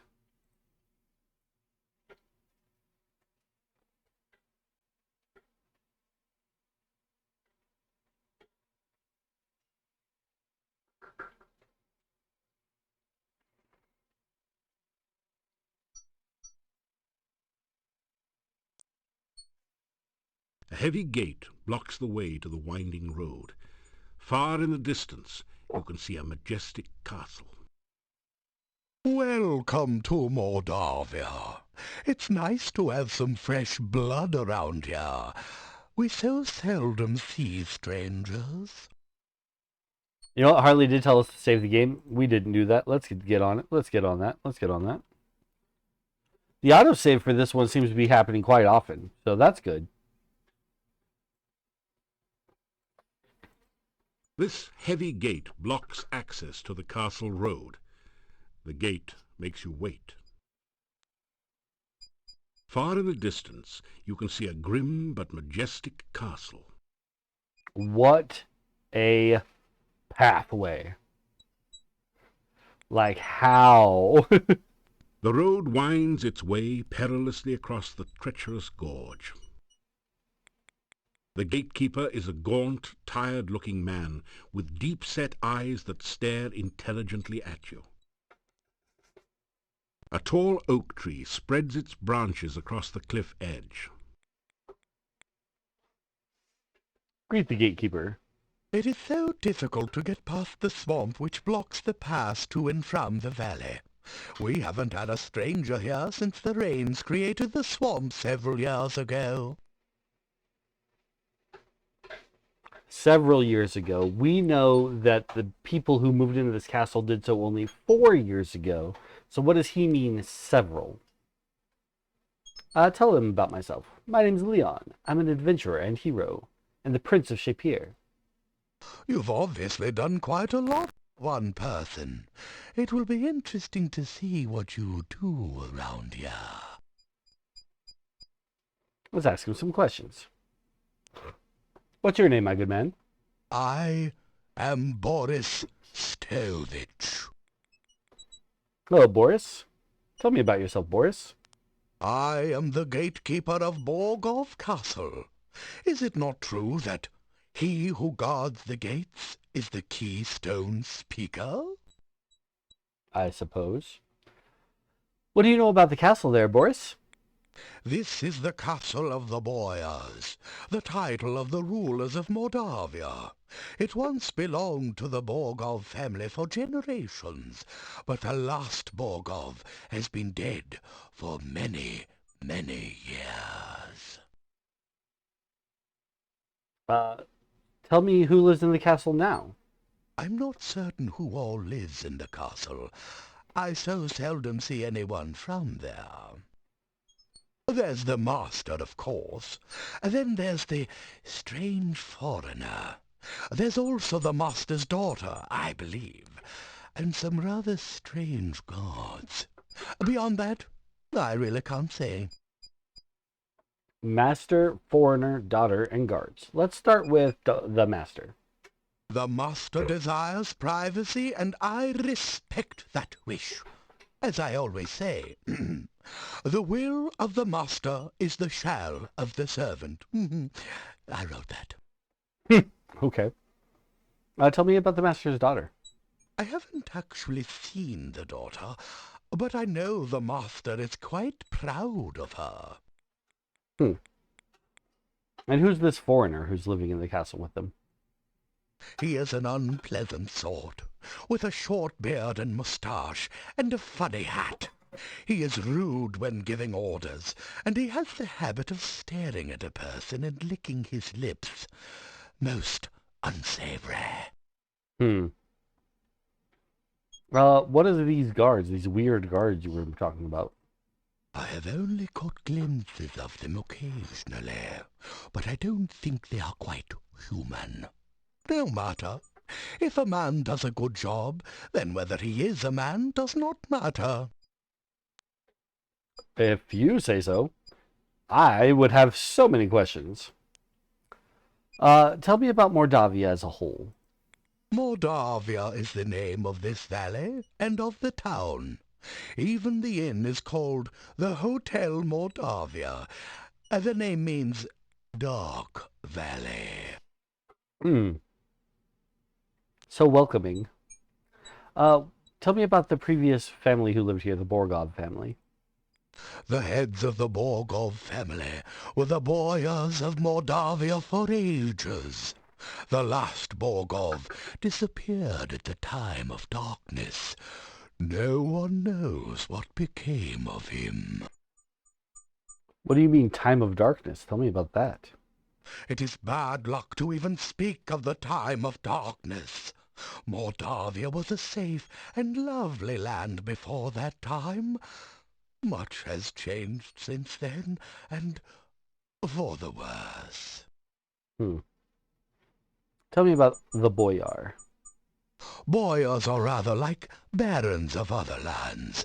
They own the castle and protect everyone within their domain.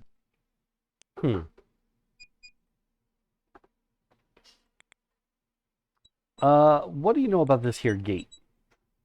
This is the gate to Borgov Castle. You can see it in the distance behind here. I am here to make certain that only welcome guests may enter through here in the daytime. At night, this gate is guarded by huge necrotaurs, who make certain no one tries to enter without permission. Necrotars? What do you know about the town, Boris? The town of Mordavia is to the east of here. Turn to the east as you leave and continue until your way is blocked by rocks. Then turn north and you will find the gates of the town. Ah, thank you. Yes, we've already been there. Well, I guess we're done. You're probably not going to let me in. I'm not. I have no summons. So goodbye. Farewell, and may you find whatever you seek.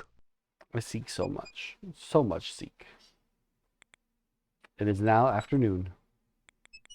Goodbye, young man. May the fireplace be warm and the drink cold at your journey's end.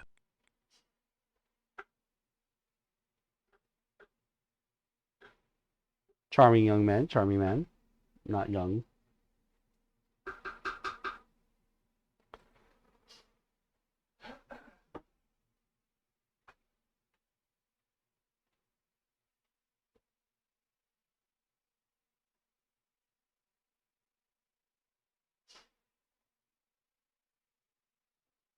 Okay. So if we go north again, then to the east, we'll hit town. So let's go this way.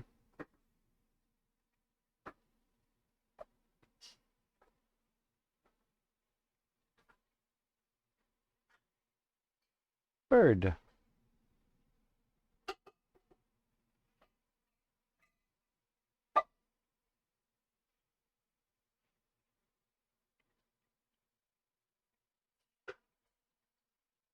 We don't have anything like meat. We only have our avocado sandwiches, and I don't think that that hunting hawk would be interested in that. Uh-oh. What is that? You are in the southern... Oh, I missed. What is it? What is it? It's a killer bunny! Flame dart went right over its head.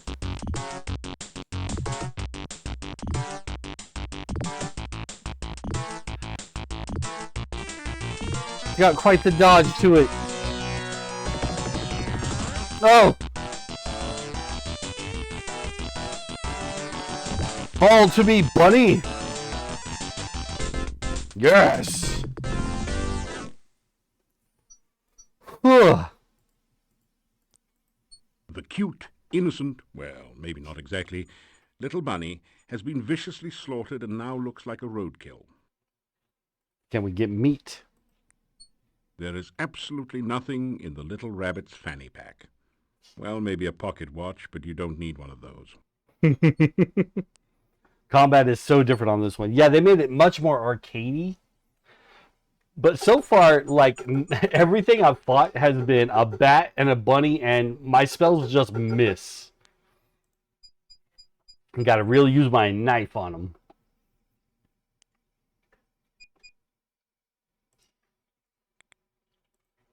And welcome back, Crash Fodder. Welcome to the adventure of Quest for Glory 4.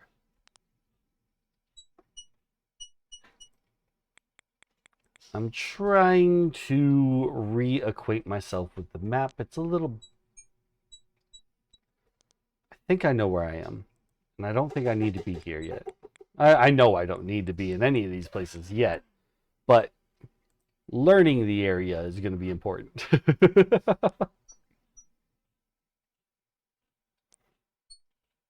I absolutely love that everything you fight in this game has its own battle music.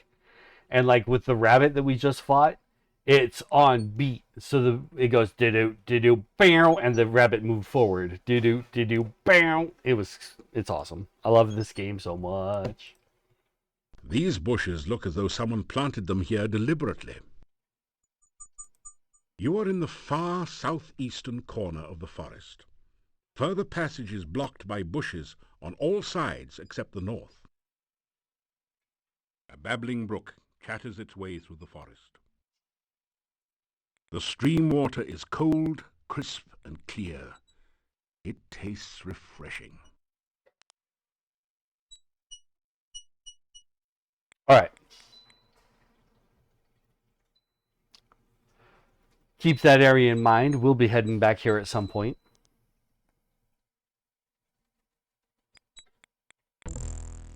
Oh, what do we got now? I don't think I want to fight that. Let's save it.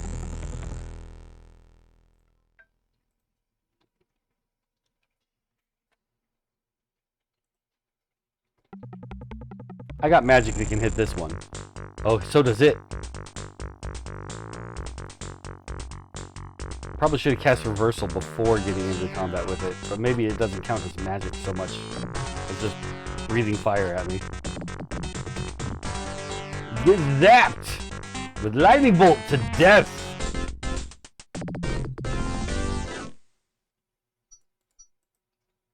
You grab a handful of rocks. Not at all what I wanted.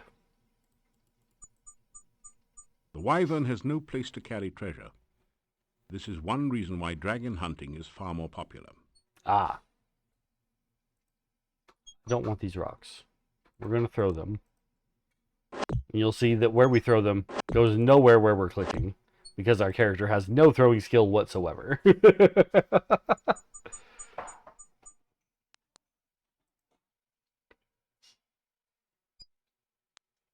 Our mana is pretty drained, so the next monster we run into, we're just going to run from. We don't have the mana to put up a good fight anymore. And we're out of breath, too. Everything's saying, don't fight, don't fight. Here still has it on the shooting range. Yes, of course. Well, not with my flame dart. I can hit with that. Except bats and bunnies, apparently. But everything else.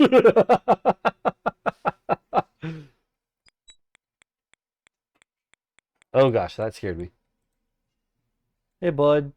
I really thought I was going to get some meat to give to you. Can I give you this ugly ass sandwich? You want this? Nothing happens. The answer is no. I didn't like it. Can I go north here? This looks like it might be blocked, but maybe.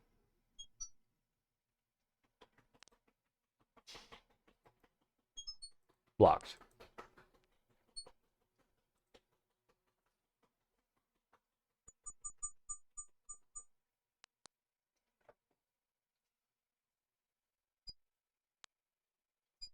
I believe I know exactly where I am at the moment. If so, cool. We're going to not get to stay here. Colorful wagons surround the fire pit in this authentic Mordavian gypsy camp. You've heard that gypsies like to keep to themselves, but surely they won't mind just one visitor.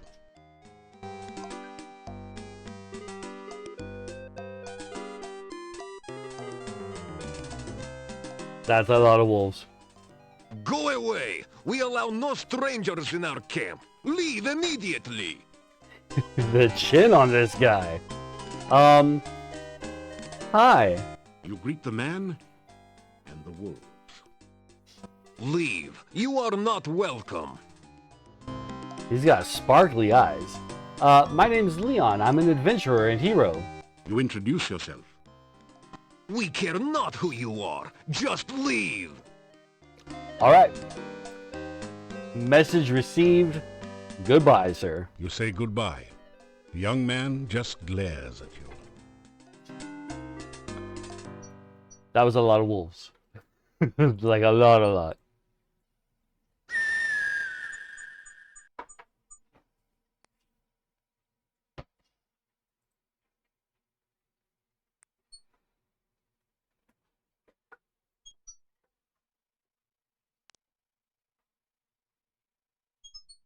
Let's see, what time is it? It's evening. We should be getting back to town before they close the gates.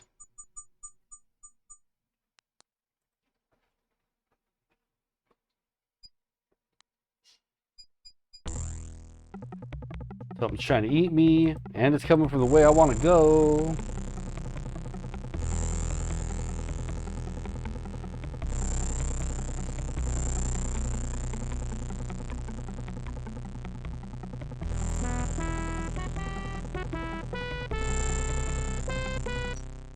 Ah, ditched him.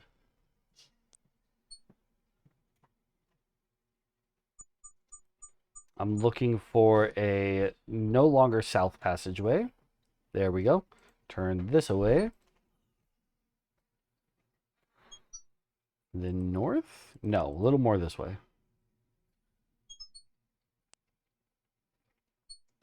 Now north, I think.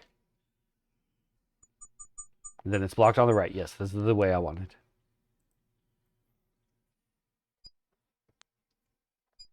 This should take us back to town. We just keep going north. Unless I don't remember correctly. No, well, we're close. The majestic mountains in the background provide a beautiful contrast to the grim gravestones and crypts of the cemetery.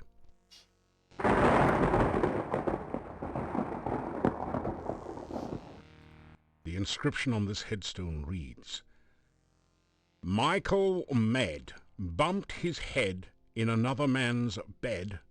Now he's dead. Rest in peace. Rest in peace. Scraggly moss hangs over the graveyard. Requiescat in pace.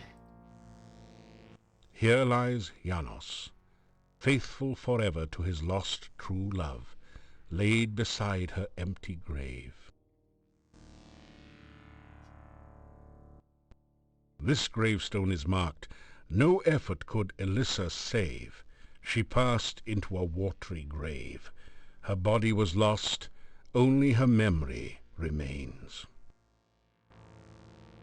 This headstone reads, On a dare, Pasha Sperry spent the night in the cemetery.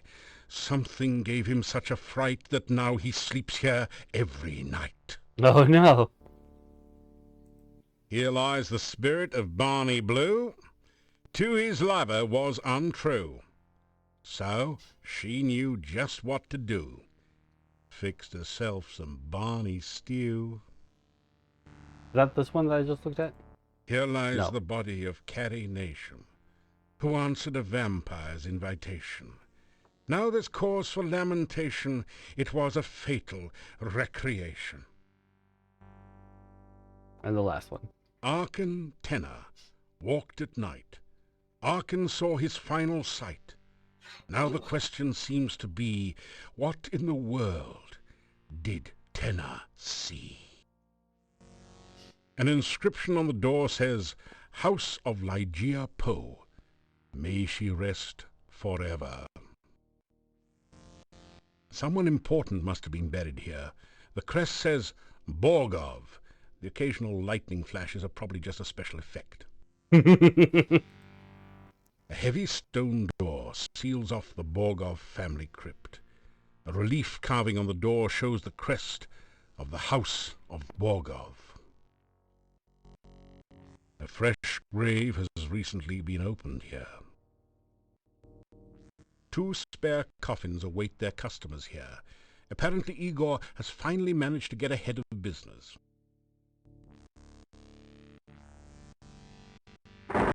Woof! Listen at door. It is deathly silent beyond the door. Is the Burgomeister named Borgov? No. You were making dinner, so you missed it. The Borgovs were the previous tenants of the castle. And the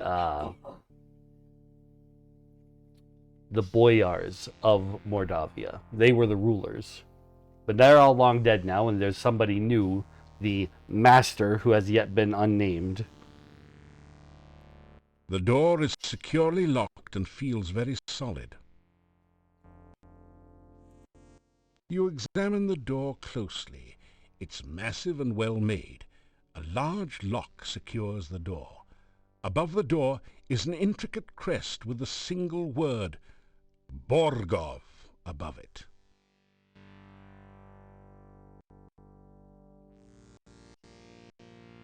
You straighten out your jacket and retie your boots. Appearances count. Did not mean to click on myself for that. A heavy stone door seals off the Borgov family crypt. A relief carving on the door shows the crest of the House of Borgov.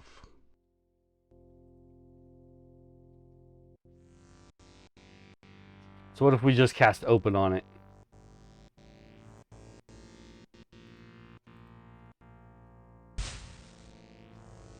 You can't open that. Apparently not. Okay then. Let's get back to town before they close the gates.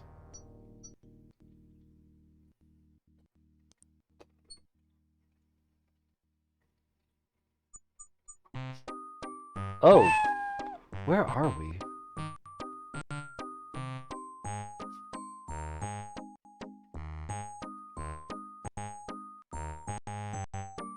The bush looks a little strange, almost as though it is sitting rather than growing in its place.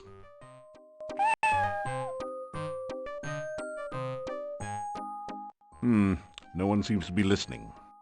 The way he says the names with the guttural R makes my dark little Slavic heart happy. Oh, my wifey. Ah! You hear a giggle from behind the bush. Then a squeaky voice asks, 1 and 1 and 1 make 3. Tell me what you make of me. Reading, writing, riddling game. Can you tell me what's my name? Guess Rumpelstiltskin? Guess Bushman? Make a wild guess. Let's say Rumpelstiltskin. Tell the creature that you read about him in a book. His name is Rumpelstiltskin. Give that one a second look. My name's in another book.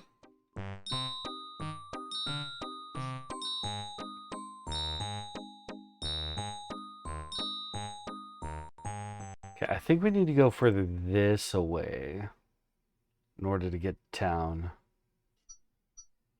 Maybe I have to go this way and then up. Because I think the graveyard is down and to the right. So if we go this way and then up, I think we'll get to town. Oh, what happened? Everything's okay. Everything's fine. Yeah, there's the town. We made it. We made it.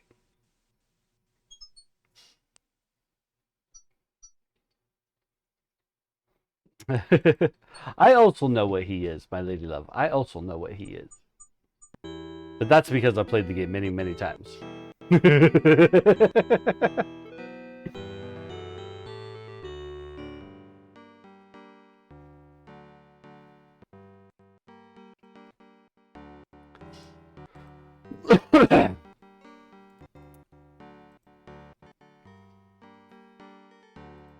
The door is locked and probably barred as well. We didn't get here in time. Knock on the door. Hello? You hear movement on the other side of the door. After a few minutes, you hear someone removing the bar and unlocking the bolts on the other side of the door.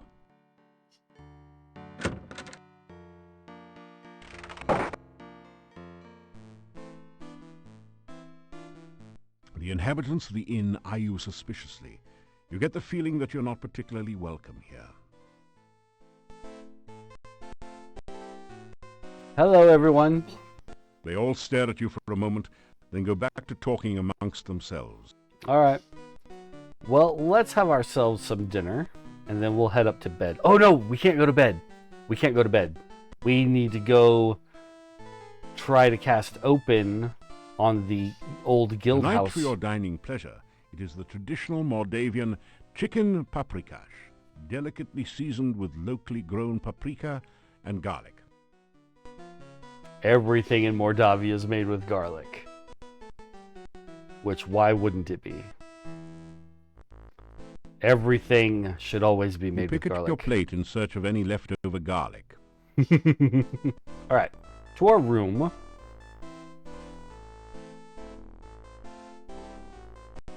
No, not our room. We're leaving. You've never seen so many locks and bars on a door. You can't find any way to open it. It is very dangerous in Mordavia at night. We always keep things locked up when it gets dark. I will let you out for now. If you wish to return later this evening, just knock on the door. If you do not make it back by the closing of the inn, may you rest in peace.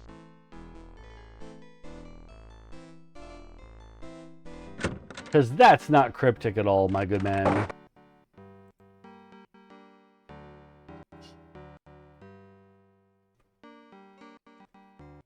Okay, it is getting dark. Nobody seems to be around. Let's see if we can... It's too Nope, dangerous not to yet. use magic in town during the day. Oh, we're getting that choppiness, so we're going to save and exit and come right back.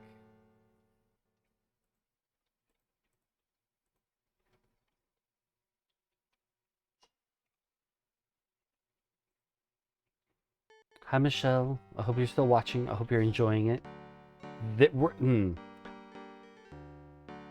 The music in this game, there's one part that I really want you to hear.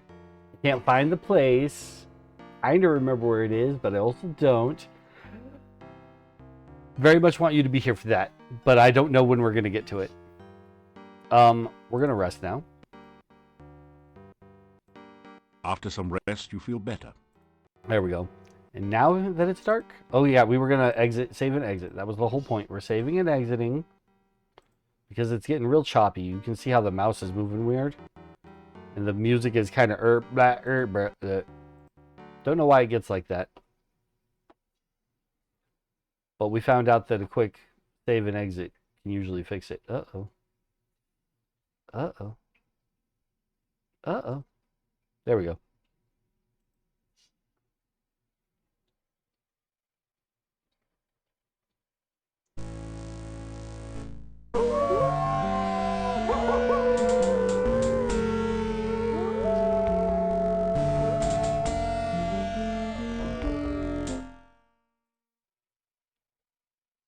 And we're back in. Cast open on this door.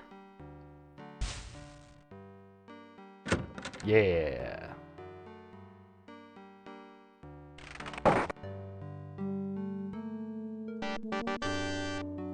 Bum, bum, bum, bum. It's a rare example of the deadly Mordavian moose, distinguishable by its long, fang-like canines. Someone has strung garlic around its neck, probably in hopes that it will stay on the wall. Because everything in Mordavia has fangs and is a vampire. This desk holds the adventurer's logbook, a quill pen, and an inkwell.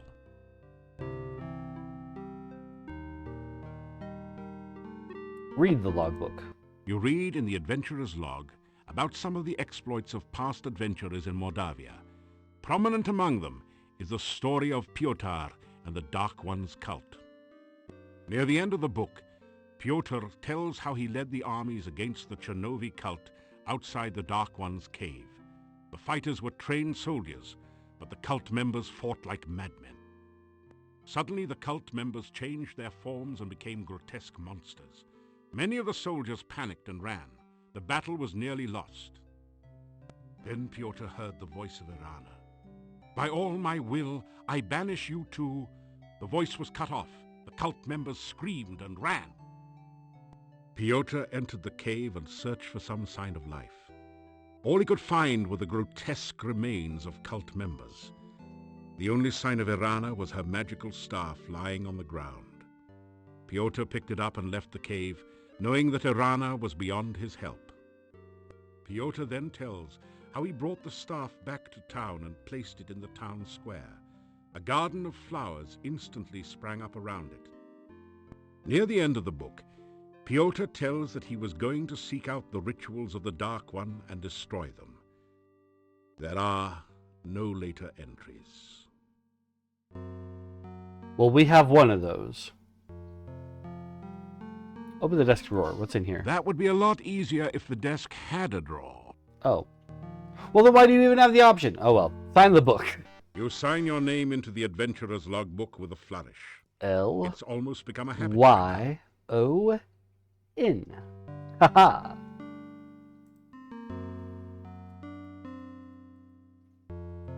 A finely crafted sword rests within this case, but there doesn't seem to be a door or any way to open the case. A plaque reads, "Break glass in emergency." The painting shows a proud-looking adventurer standing on an obviously defeated dragon. It might have had more impact if the dragon wasn't just as obviously winking. The plaque says, "Wish you were here in Silmeria, Dunstan." Silmeria is actually where the 5th game takes place. A portrait of an adventurer long gone hangs on the wall here. A small plaque at the base reads, "Pyotr, Paladin." So Pyotr the Paladin and Irana fought against the dark cult that existed here once upon a time.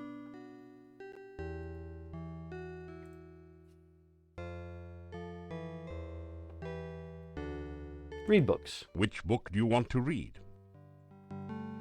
Read Hero Magazine. Heck yeah. As you scan through Hero, the Journal of General Job Adjusting, you find quite a bit of information that might be useful here. There are a series of articles about the land of Mordavia. The town originally grew up around Castle Borgov. The Borgovs were the boyars, or local noblemen, assigned the role of guarding the area from invaders. The chapter on fauna describes a number of interesting creatures. The Necrotor is a vicious carnivore with big, sharp teeth. Some of the other monsters sound even more horrific. In the forest lives the Lishi, a creature known for playing practical jokes on travelers and playing riddle games, but which can also be helpful to those it likes. Ah. You learn about the Rosalka, the spirit of a murdered unmarried woman. Such spirits are said to inhabit lakes and rivers. They try to avenge themselves by drowning any man foolish enough to approach them. You could really learn a lot by reading this magazine thoroughly instead of just browsing through it. Isn't it nice that we included a complete copy in your game box? Read brochure. The book turns out to be an advertising brochure. It says, "I, Dr. Cranium, predict that someday one of my descendants will become the subject of a major computer game. The Castle of Dr. Brain from Sierra Online." Jeez, how cheesy can you get? Very. They can get very cheesy. They are all about cheese when it comes to Sierra games. Read creative casting. The book is all about using spells in unusual and creative ways, such as calming a fire, using alternate flame and frost spells to make something brittle and break, and so on. You pick up a number of useful tips which will improve your spell casting. Flame and frost spells. But we don't have a frost spell yet. Read Talk Fu. This book teaches the ancient oriental art of Talk Fu. How to overcome opponents by attacking them with the unpronounceable names of martial arts forms and confusing them with fortune cookie wisdom. You get lost somewhere between karate and kuksul.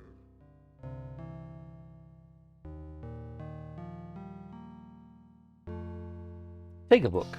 Hey, this isn't a lending library. Move the bookshelf. Nice try. But the bookshelf won't budge. If there's a secret passage around here, it's hidden a different way. There is an empty picture frame above the bookshelf. Either somebody thought the wall itself was a piece of art, or a thief has been at work here. There is a set of coat hooks in one corner. You never knew adventurers were expected to be that neat. This is either some sort of diabolical device or an exercise machine. There is no Come difference. to think of it, exercise machines are diabolical devices. Exactly.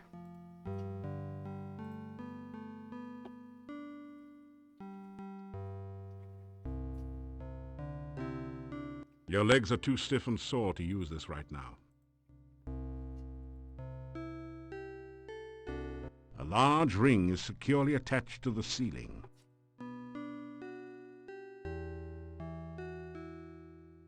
It is said that a man's reach should exceed his grasp. That's certainly true of what you're trying. Let's try to levitate up there. What is glide? You have the glide spell. Casting it takes 10 magic points. Your spell is 100. But what does it do? We just learned this. The glide spell only works on liquid. You can't cast it here. Okay. We'll find out later, I guess. For now. Nope. We don't care about that ring. It's not something for the magic user. There are other things in this room, but they're not for us. Not for us at all. Once again, I encourage anybody who's enjoying this game and wants to know what happens with the other character classes. The games, the entire series, is incredibly cheap on Steam or Great Old Games. And it's just so much fun. You hear movement on the other side of the door. After a few minutes, you hear someone removing the bar and unlocking the bolts on the other side of the door.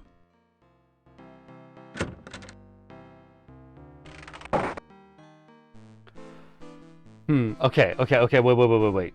We can go to our room and sleep. We can. That's a total possibility for us. You've never However, seen so many locks and bars on a door. Yeah, we've heard all this before. It is very dangerous if you wish to... However, we just read how Pyotr the Paladin and Irana fought the cult, and he brought her rod back here. In the last game, in 3, we had a spell to summon a sorcerer's staff. But we don't have that anymore because we had to cast Trigger and destroy it to defeat the demon wizard. So we don't have our summon staff spell anymore. So what if we try to fetch this one? You were told that you shouldn't use magic in Mordavia. Someone might see you here. I guess not. But this is a place blessed by Irana, which means it's safe. So let's sleep here. Sleep until morning.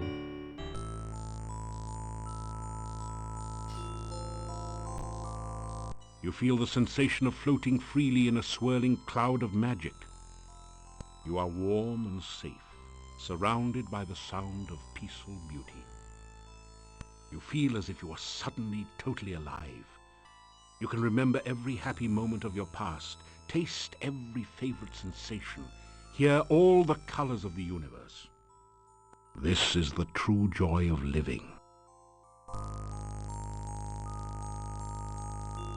Suddenly, you find yourself trapped by darkness.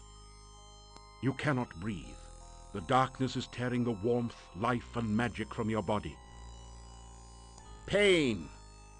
The agony of lungs without air, the burning cold of a body trapped in ice, the terror of helplessness as death approaches. You float, cold and lifeless.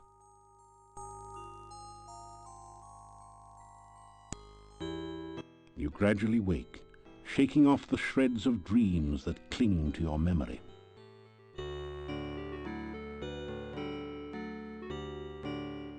Well, that was interesting.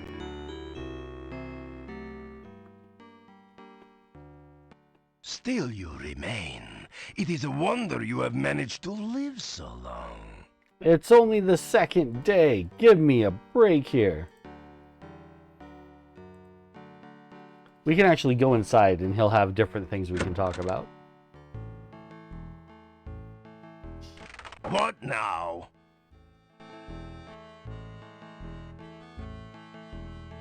What do you want from me this time? I'm going to tell you about myself. I'm a hero and adventurer from Spielberg. Then I became Prince of Shapir. And then I stopped a war in Tarna. And then I was brought here by dark magic. You tell the Burgomeister what you're trying to do in Mordavia. You are a good talker, I'll grant you that. If you do half the things they say you will do, then I'll be very surprised.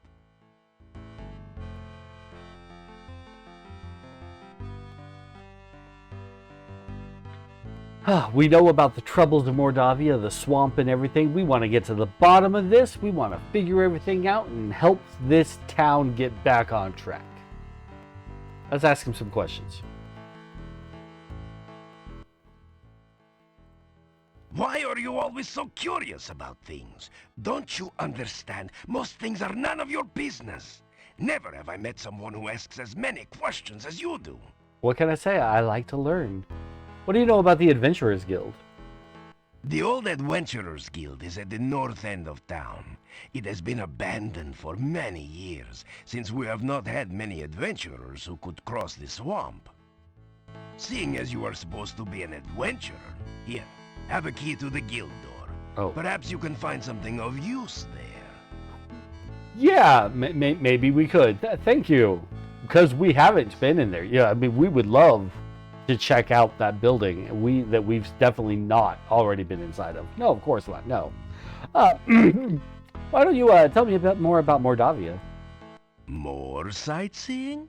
Well, there was a lovely lake to the southwest of town that used to be very popular among young people, but I do not know what it's like now. To the east is the town cemetery. It is a morbid thing to visit, but tourists always wanted to see it when tourists were able to come here. To the southeast is Irana's garden. It is an enchanted meadow well worth visiting. Okay, south and then east. Got it. However, Mordavia has become a very dangerous place since the swamps were formed. Do not ever travel at night. If you are far from town when it gets dark, try to make it to Irana's garden. It's the only place where you will be safe. I do not really want anything to happen to you. Be careful. Well, thank you for that at least. Irana's garden? What do you know about Irana? Irana was a powerful magic user who was rumored to have come from somewhere near Mordavia. Her garden is supposed to be magical and keep anyone who stays there safe from harm. Irana died here many years ago. Her staff in the center of town stands as her memorial. It is supposed to protect the town from evil and to have other magic besides. What do you know about Irana's death? It is bad luck to speak of her death. If you must know, she died in that cave you say you came from. I am not a superstitious man, but I will not talk more about the subject.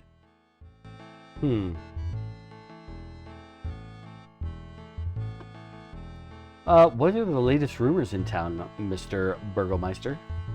I have been hearing all sorts of stories about you lately. No one is certain what to make of you. Yet. Alright. Well, I guess we're done here.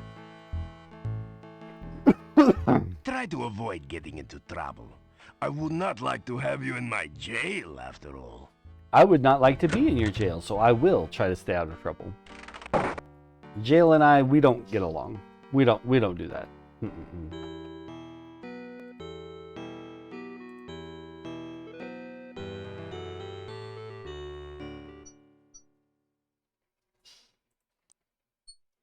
Alright, so southeast to get to Irana's garden. So I believe I want to go down just like 3 or 4 screens.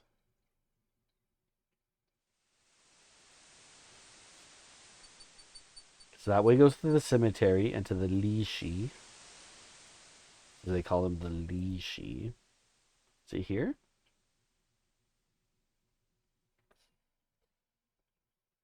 No.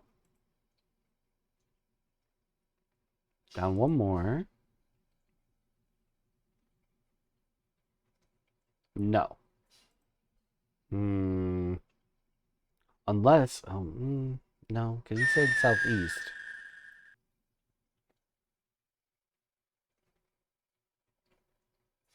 Then more south and then east?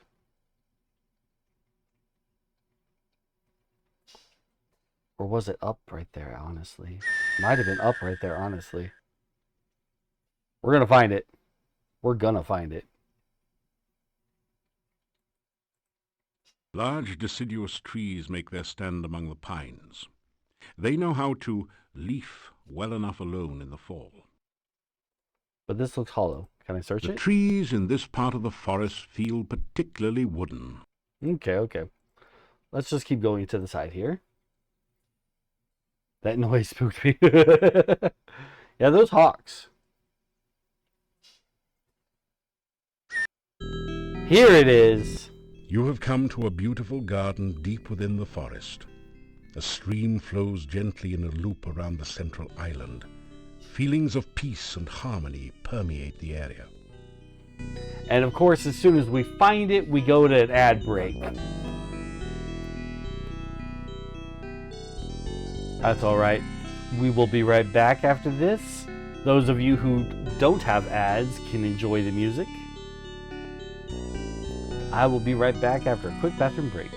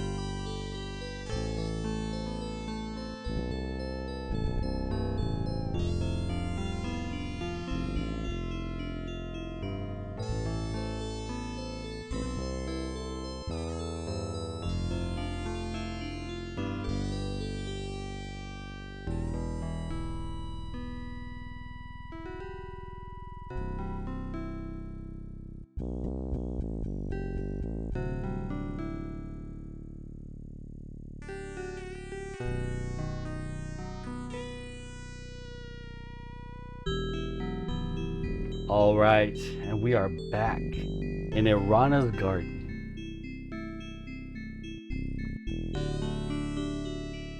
Someone has dug a large hole there, perhaps removing a bush or a small tree. We have a bush or a small tree. Let's put it back.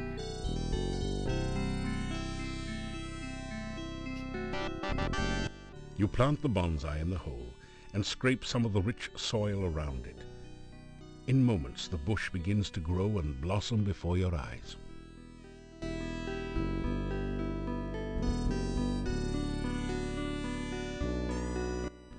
The bonsai bush is thriving in the rich soil. After all the work it took you to get the bonsai bush and plant it here, you want to dig it up again? No way! You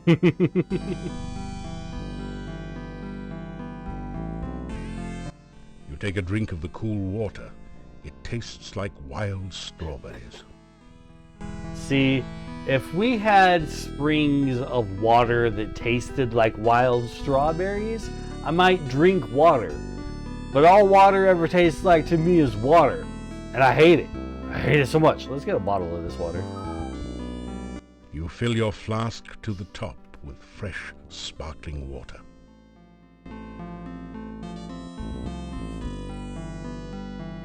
Water. It weighs 20 quarts. It looks like water, smells like water, but it's actually water.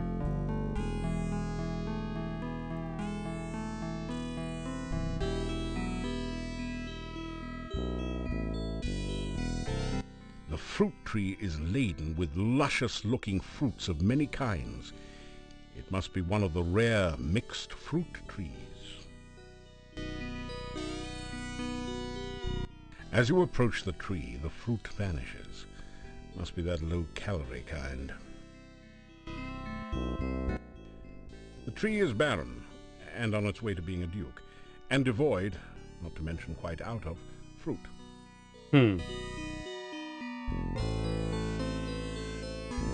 Lovely flowers bloom throughout the garden.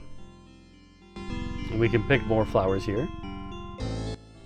You pick a few of the beautiful flowers. Just always carrying flowers around on me because I'm a hero and you never know when you need to romance somebody. I'm ready right there. Boom! Flower! The puns. Oh my god, stop.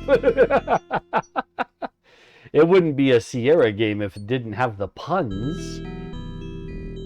Okay, so now we've got fruit on this tree again. We're going to cast Fetch on it. Your magical lasso floats towards the tree and plucks a single ripe fruit from its branches. Yeah. Mana fruit. This unusual looking fruit came from the tree in Arana's garden. You sense a tingling sensation from the magical energy stored in it. Now while we're here, let's detect some magic.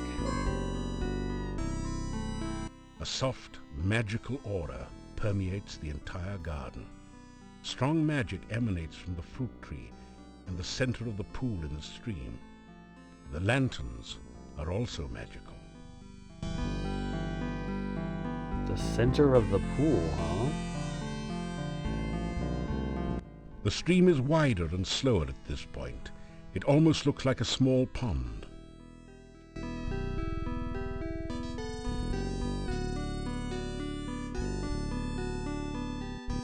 You take a drink of the cool water. Can we walk out into the water here? No. It's an ornate oriental lantern. Let's cast Trigger. There. And there. Oh. There. And then the water? And then that lantern.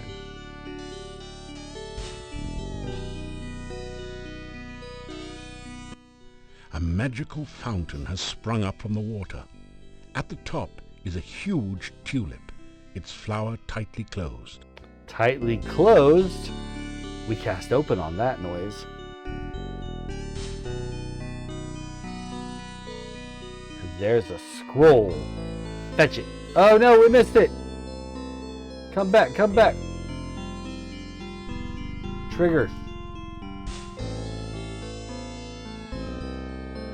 Open.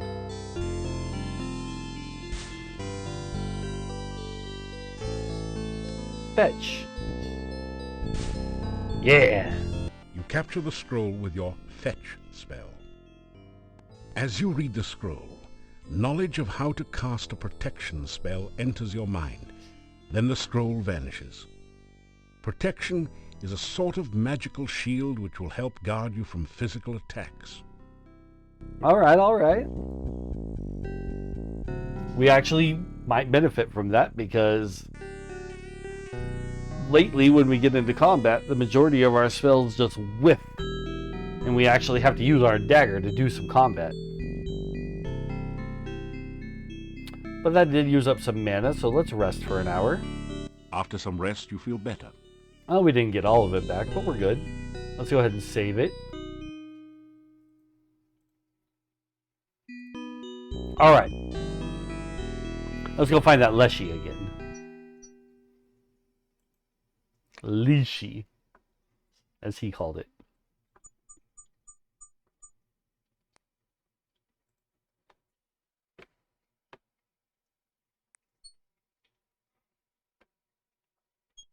Medusa, were you right about what you thought it was going to be called? Oh, she's asleep. I looked over. She is asleep.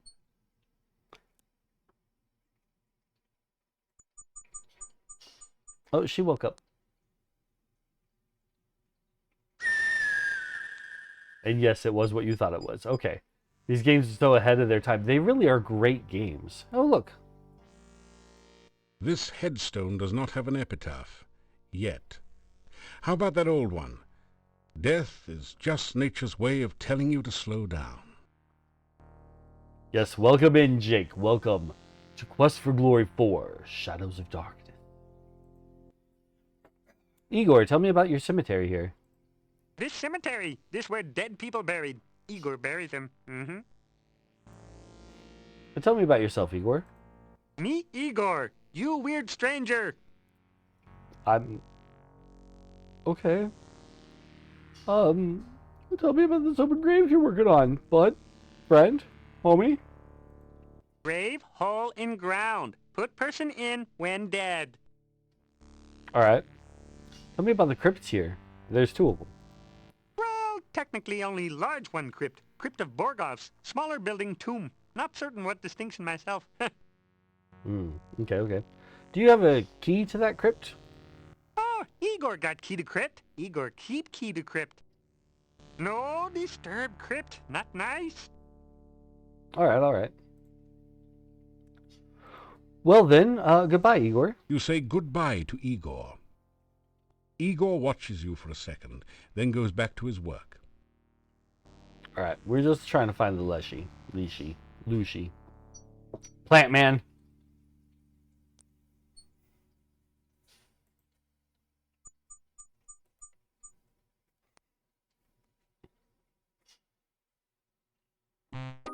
Here we go.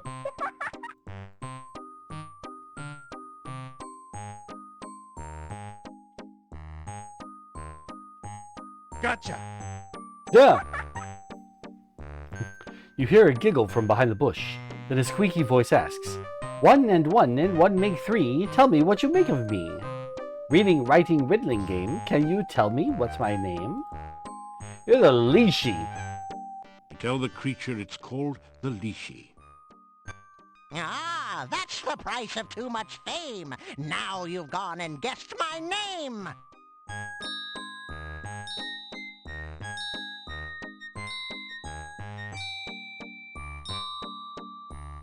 Ah. Leashy, look and see. In a bush or up a tree. Leashy, riddle rhyme. Can you solve them every time?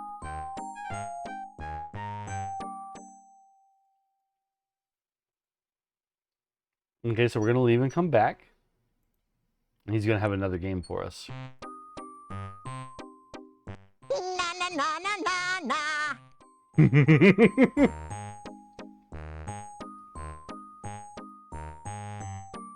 Come here, bud. He's just circling around the bush. We can't get him. What if we touch the bush?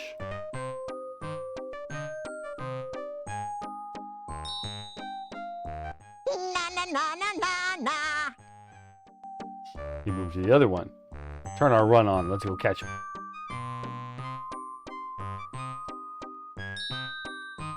Na na na na na na. Yeah, you're running out of bushes there, buddy. Na na na na na na.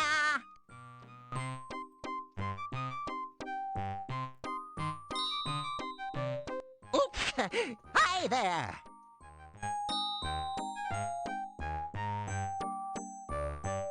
Three and three make 9. Who lives among the watery brine? Fishy, squishy riddles make. Tell me now, who's in the lake? According to the Hero magazine we read, that would be a Risolka. 1 and 2 and 3 make 6. Who hides her hut behind trick sticks? Magic message. Bushes here. In the rhyme with disappear.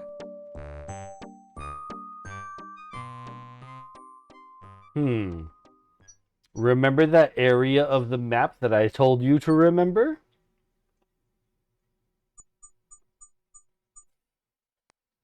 Do you remember what I told you to remember? Did you keep it in mind?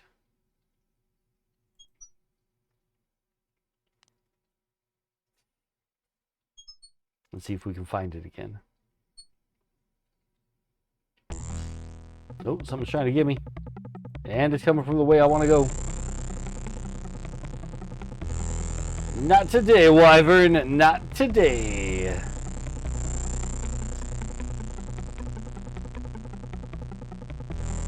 Oh.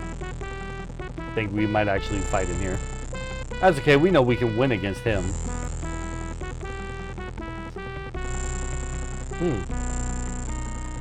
It's just going to have the battle music playing this whole time. You know what? Let's put on our new protection spell. You cast the protection spell.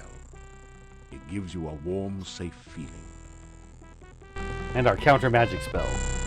You cast the reversal spell. And now we're ready to battle a wyvern.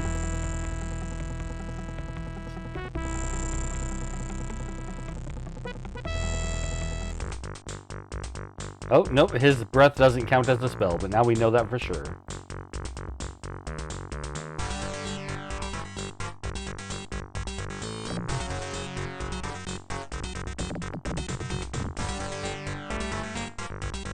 Almost got him.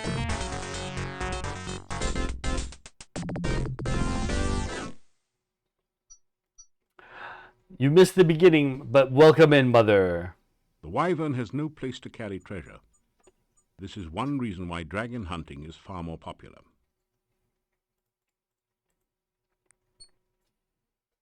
We just spoke with the Leshy,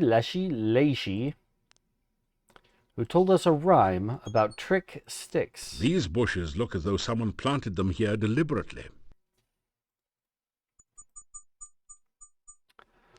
Say the magic phrase that we just learned. Your protection spell has worn off. Oh, that's fine. As you repeat the magic phrase you learned from the Lishi, the bushes on the west spring apart as if by magic. Oh, that's right, it is magic.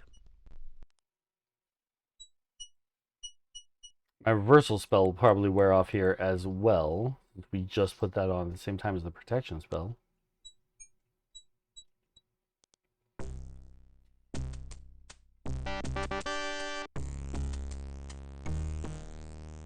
It's a dead body, artistically laid out for maximum shock effect. Actually, it just happened to fall in that position, but please don't tell anyone. A huge old gnarled oak nestles a large rock under its roots as if it were hatching an egg. An ancient dried corpse hangs from its boughs. Not only is there voice acting, that is the voice of... Your reversal spell is wearing thin. Okay, that's the voice of Gimli, John Rhys Davies. Did I miss the music in my lurk? You did. You did miss the music. Your reversal spell has worn off. It's okay, we'll go back there again.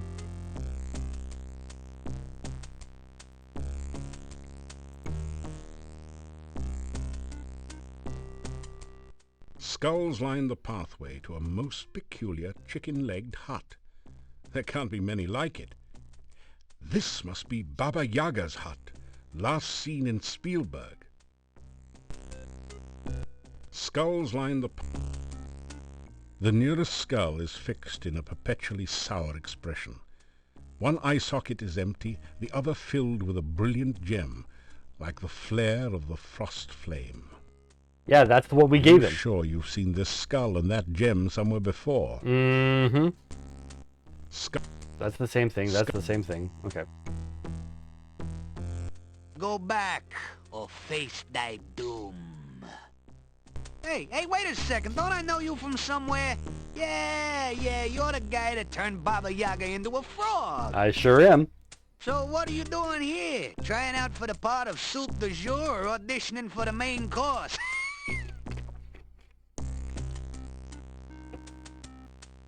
Honestly, we didn't know what we were doing here, but hello again. What was his name? Can't remember. Yeah. Good to see me again, I know. So, what do you want? This game reminds me of the RimWorld books.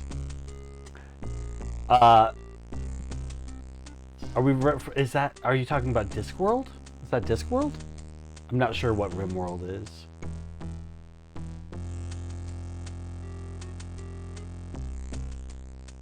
Yes, okay, yes. There is a point-and-click adventure game in Discworld. There's actually two.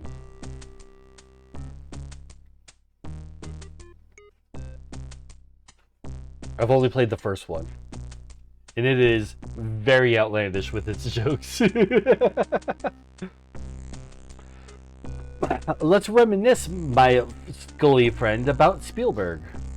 Don't remind me. I thought I was gonna be left behind when the hut flew the coop, but Baba Yaga picked me up later.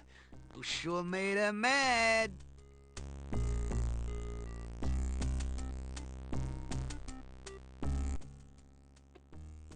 Tell me about Baba Yaga. How's she been? How's she been doing?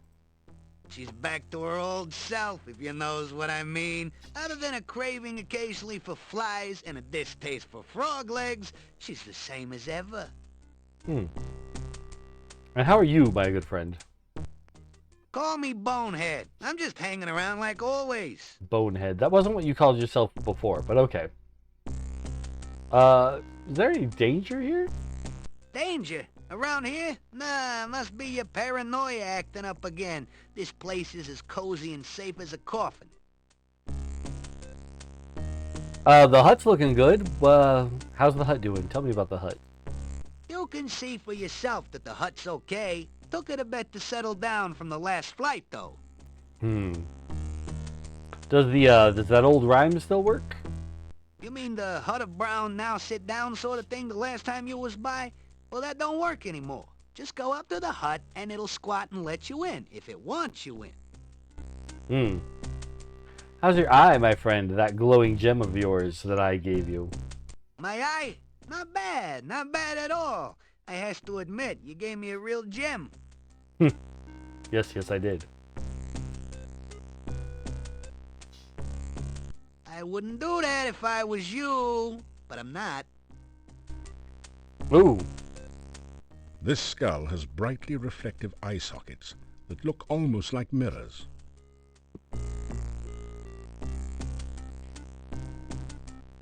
Okay, hold on. Let's save it.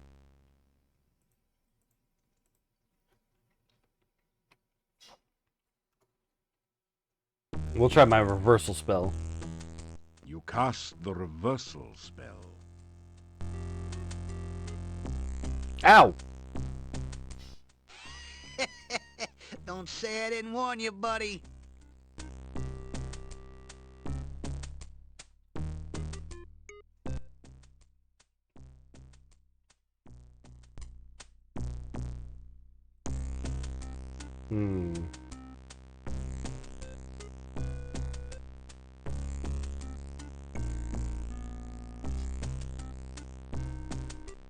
My python?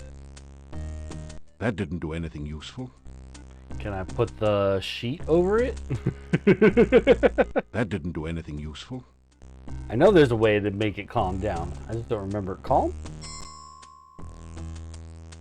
feeling of peace and tranquility fills the area.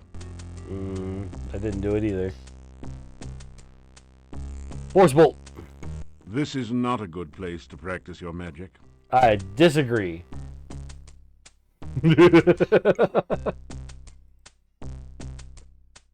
Can I blind it with the razzle dazzle? Poof. This is not... No, the razzle dazzle didn't do anything here either. That's zap. Detect magic. Instant sensory overload. Several of the skulls are magical, particularly the ones with the glowing eyes, and the hut itself is artifact-level magic.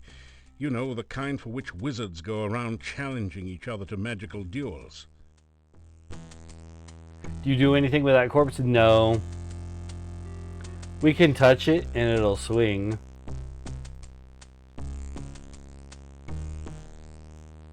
That's it. Don't come back unless you got a reason to be here. Your reversal spell is wearing thin. That's okay, it didn't do me any good.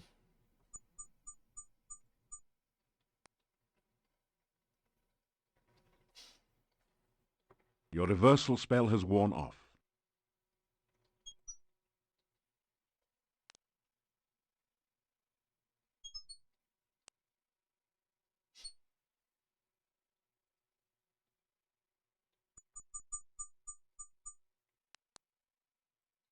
We'll come back there when we have a reason to talk to Baba Yaga.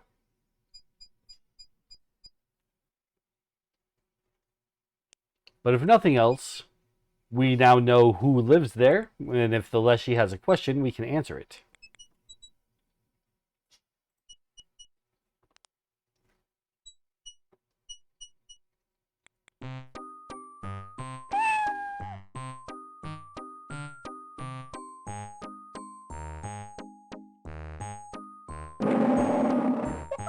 One and two and three make six. Who hides her hut behind trick sticks? Magic message. Bushes here. In the rhyme with disappear. That'd be Baba Yaga. Would that be Baba Yaga in her chicken leg hut you try? Baba baby, that's the one. An ogress who is loads of fun.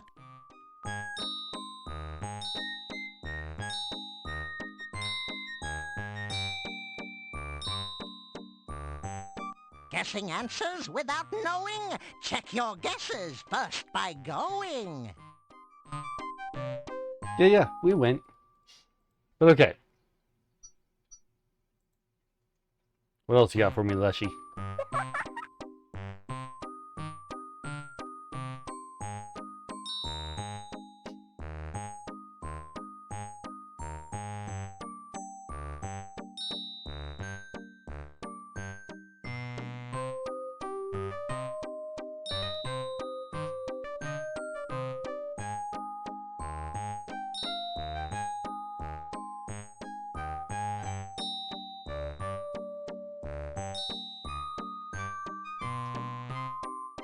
And 12 make 22. This killer plant will crawl to you. Hungry, hunting, seeking food. A berry bush with an attitude?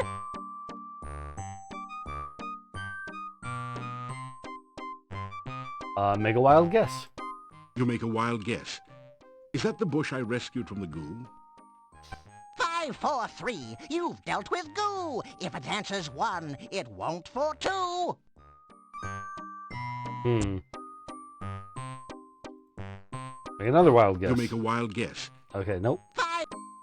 But no, we don't know anything about a living bush trying to eat me.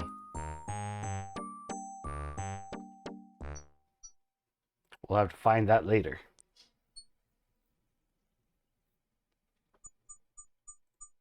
Something to look for. Carnivorous plant.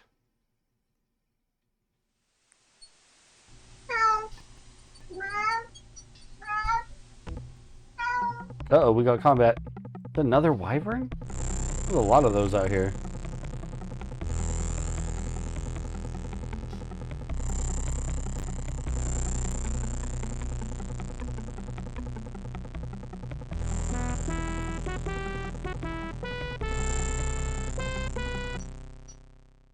Ditched him.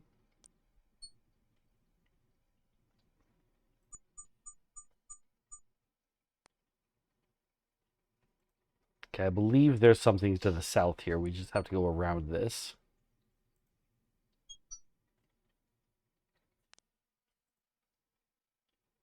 Because the Burgomeister mentioned a lake to the southwest of town. So we're going to go to the southwest of town.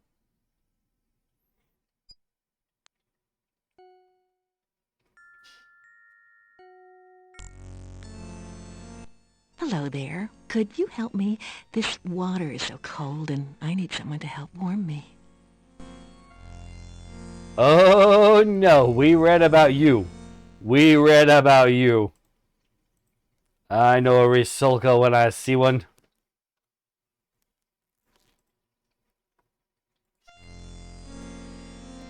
Hello, lake woman. Why don't you come to my arms so that I can give you a real greeting? Let me tell you a bit about myself. My name's Leon. I'm a hero and an adventurer. Surely a hero like you will help someone like me. Please, take my hand. Blazin, welcome. Thank you for the follow. Welcome to Quest for Glory 4, Shadows of Darkness. This woman is trying to get me out into the lake so that she can kill me. It's not her fault. She's a Risolka. It is so cold here in the lake. Please, come and hold me and help me to be warm again. What's your name, madam? I am the Risolka. Please, take my hand and help me. We will not be doing that. And you subscribed with your Prime? Blazin, thank you so much. You love this game? Oh, you are also a graduate of the Famous Adventurers Correspondence School. Thank you for the Prime subscription. I appreciate that so much. Thank you so much.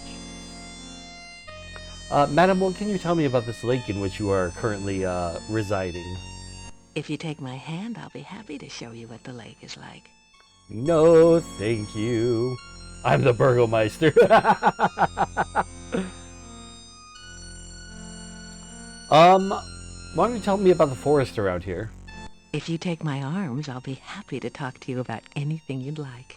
No, we won't be doing that. Why are you here? You ask what a nice girl like What's a her nice girl is like doing you doing in a place place like this?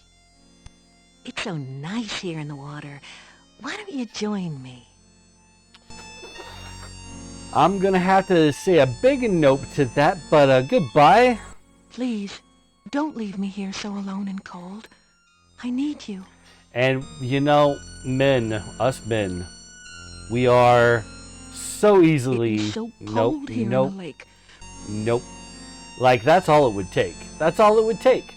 Beautiful woman pops up out of the lake, says, "Hey, come play with me," and dumb boys gonna be like, "Oh, right, yeah, let's get in there," and then we're dead.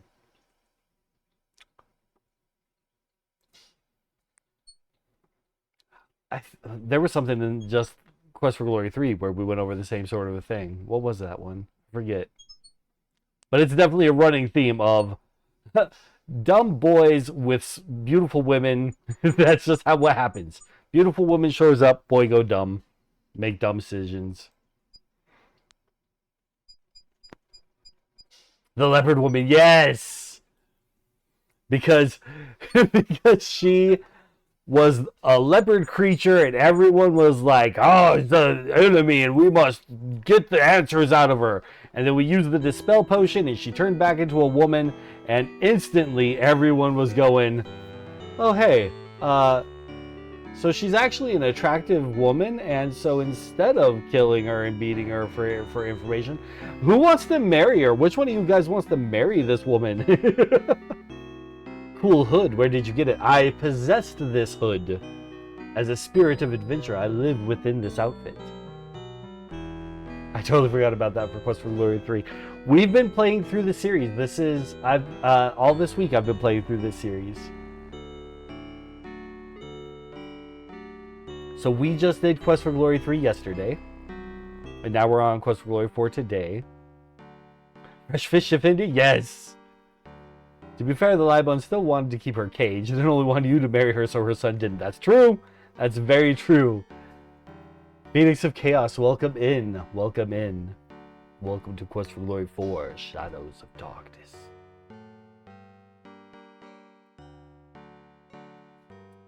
So he was true to his ideals. That's true. That's true. Of all of the men in the village, of all of the Simbani men, he at least knew what he was doing.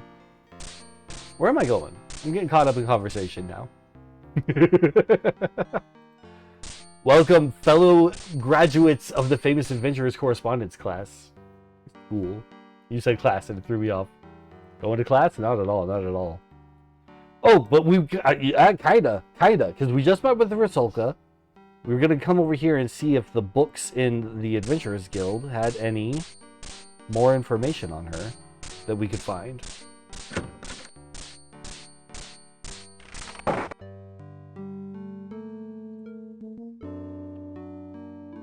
Which book do you want to read? The Hero magazine again. As you scan through Hero, the Journal of General Job Adjusting, you find quite a bit of information that might be useful here. You There dealt are with a series Rusalka? of Now I know articles you're a about the land paladin. of Mordavia. The town originally grew up around Castle Borgov. The Borgovs were the boyars, or local noblemen, assigned the role of guarding the area from invaders. The chapter on fauna describes a number of interesting creatures. The Necrotor is a vicious carnivore with big, sharp teeth. Some of the other monsters sound even more horrific. Ooh. In the forest lives the Lishi, We've met a him. creature known for playing practical jokes on travelers and playing riddle games, but which can also be helpful to those it likes. You learn about the Rusalka, the spirit of a murdered unmarried woman. Mm-hmm. Such spirits are said to inhabit lakes and rivers. They try to avenge themselves by drowning any man foolish enough to approach them. You could really learn a lot by reading this magazine thoroughly instead of just browsing through it. Isn't it nice that we included a complete copy in your game box? So I imagine you've played this before. I ask because I want to make a comment that may be a spoiler. I have indeed. We are simply going through the adventures of childhood and sharing that with anyone who wants to come along. So yes, please, go ahead, say what you wish to say.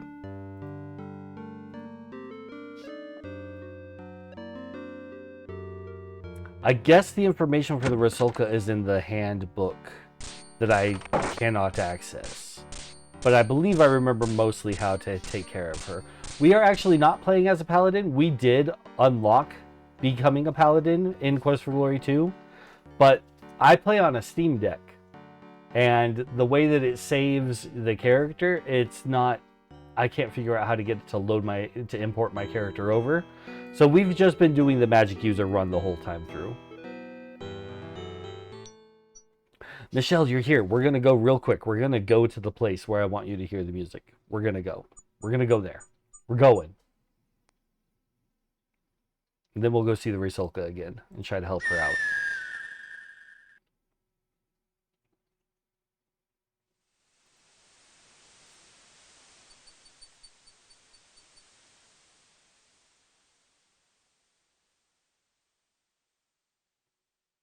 And then up.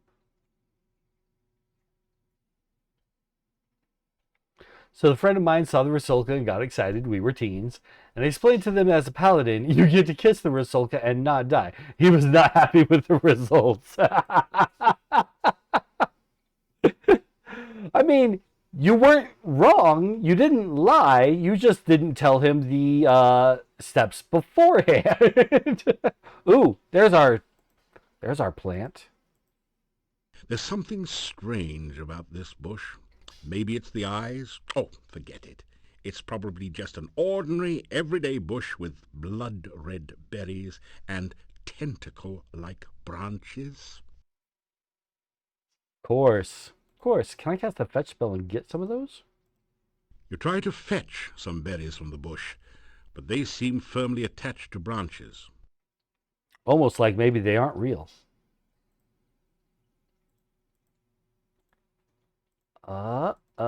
Can I cast Calm? A feeling of peace and tranquility permeates the area.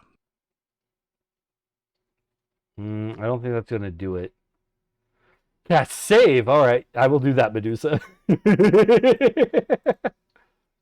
Let's hit him with a flame dart.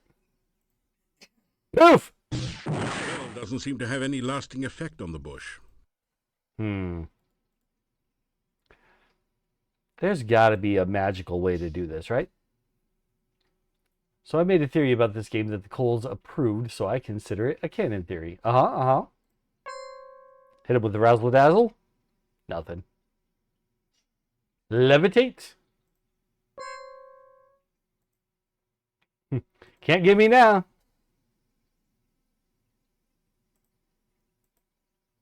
That hurt. That really hurt. Think of being stung by a 10-foot-long wasp. You think that would be a relief in comparison. There's something strange. Can we just grab it? That's not a great idea. The bush would start with the hand you offer it, then eat the rest of you as well. I'm certain we have to get something off of this guy at some point. I just don't remember. Hit him with a lightning bolt. The spell doesn't seem to have any lasting effect on the bush. It's a magic-resistant bush. Fetch didn't work. My theory is about the batties, the bat-spider hybrid in this game. And I asked if they were offsprings of bats and scarlet since they come from here. So batties are the grandchildren of Baba Yaga. Oh! Okay.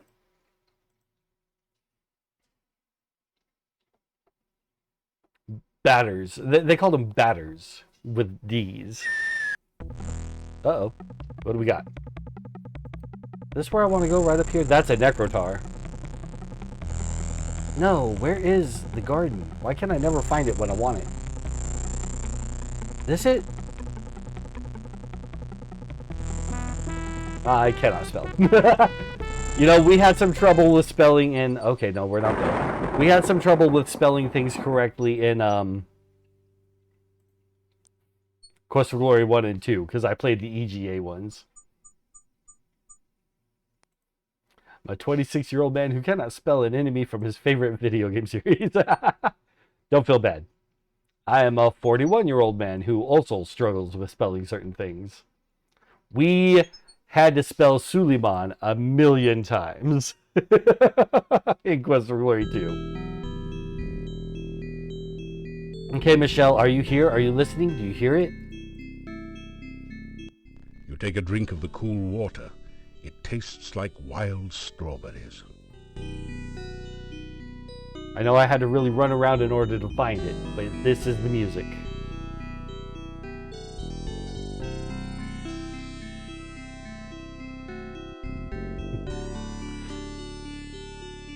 Leon, how's that Irana's water? It tastes like wild strawberries.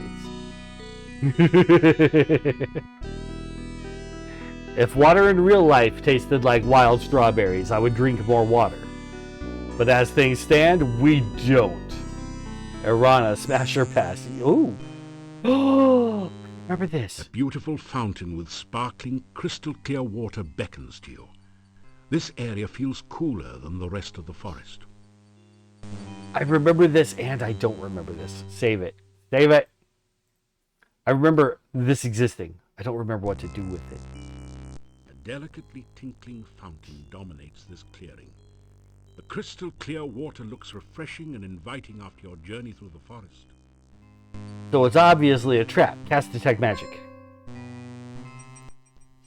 You are definitely feeling something magical in this glade, but you can't seem to pinpoint the source.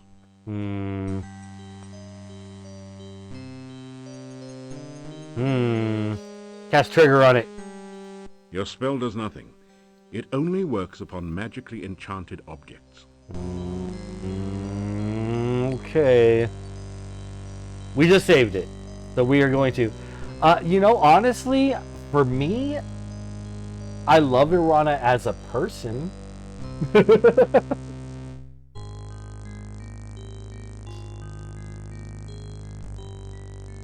Can't pinpoint the source. Surely this magic isn't coming from the fountain that wasn't there before, right? Katrina, smash or pass. I mean, if I'm not picking Irana. Smell the water. You lean over the fountain to smell the water. It has no odor, but a sparkling effervescence that tickles your nostrils. Tickle. Ooh, it's a little tickle. A little tickle. Jump into the fountain. You seem to have forgotten that it's autumn here, and that there is a chill in the air. You'd surely catch your death of cold in the cool water. Taste it. Just a little tasty taste. You cautiously taste a tiny sip of water. There is something about the flavor of the water that excites and entices you. Before you realize it, you find yourself taking a much deeper drink. Oh no! The water gives you a funny, dizzy sensation. In fact, it feels as if the whole forest is starting to spin around you. No! There is power here, but it has much to learn. It will probably be killed before it can be of use. Still, there is much magic to learn in Mordavia. Perhaps it may yet serve our purposes. Huh? You awaken from the strange dream. Or was it a dream? Feeling very dizzy and disorientated. Fortunately, the sensation passes in a few moments, and you are back to normal.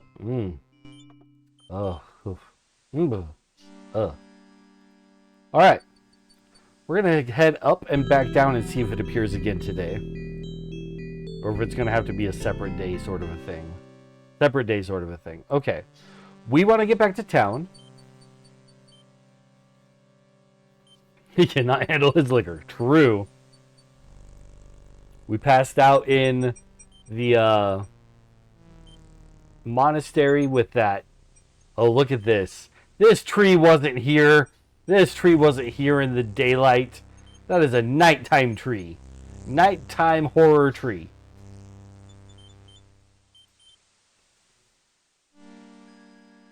Dude, to handle his water. You feel a chill go through you as you enter this part of the forest, as if a cold wind suddenly sprang up from nowhere. Ooh. We are not ready for this. Run away. Look at our health. Look at our health just draining. No. We gotta get away. Escape. That thing will blast me with magic until I am dead, and just being near it drains your health over time. Ooh. A ghostly figure floats near the center of this clearing. Hello? Hello. Can you help me? I seem to be lost. Ooh, don't come towards me. We can talk. Tell her she's a ghost. I'm afraid of ghosts.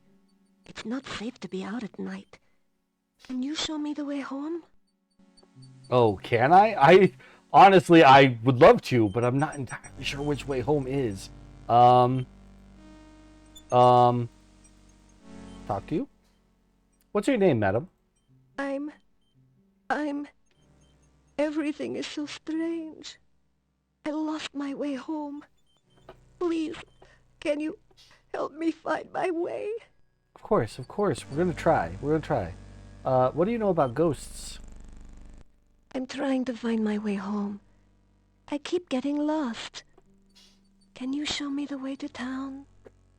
Medusa's already put it together. The ghostly apparition vanishes.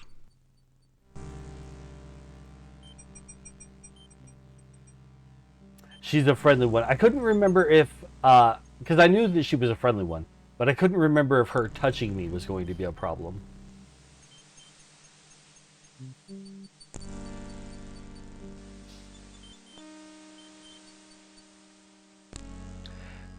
Can I just say how awesome it is to have so many fellow fans of this game in right now? I'm thrilled.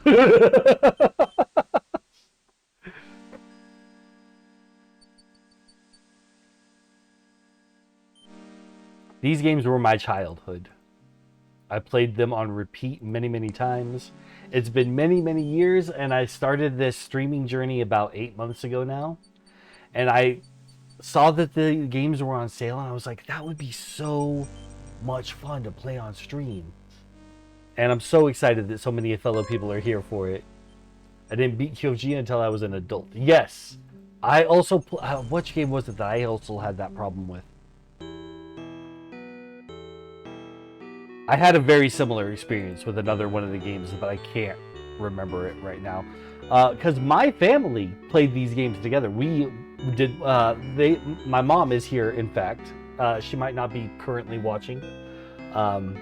But we all played these games together. Big one that we all played was Gabriel Knight. Like, my whole family, huge into Gabriel Knight. We are Schottenjägers. Alright, let's have us another dream here. Hello, Mother! Welcome!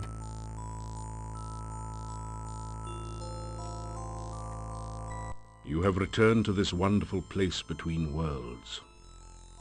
You are again filled with the joy of being truly alive. You find yourself dancing at the heart of the cosmos. You spin and the universe swirls with you and around you. Suddenly, something calls out to you.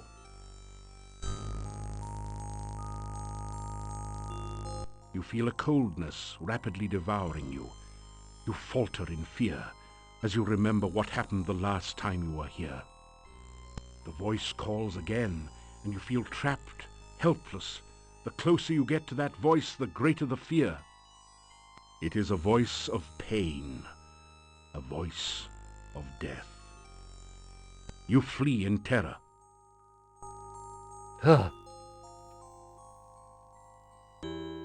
You gradually wake, shaking off the shreds of dreams that cling to your memory. Alright, let's see how much we're doing ration-wise. We have one left. Let's go get some more rations. These avocado and garlic sandwiches are the strangest adventuring meals you've encountered.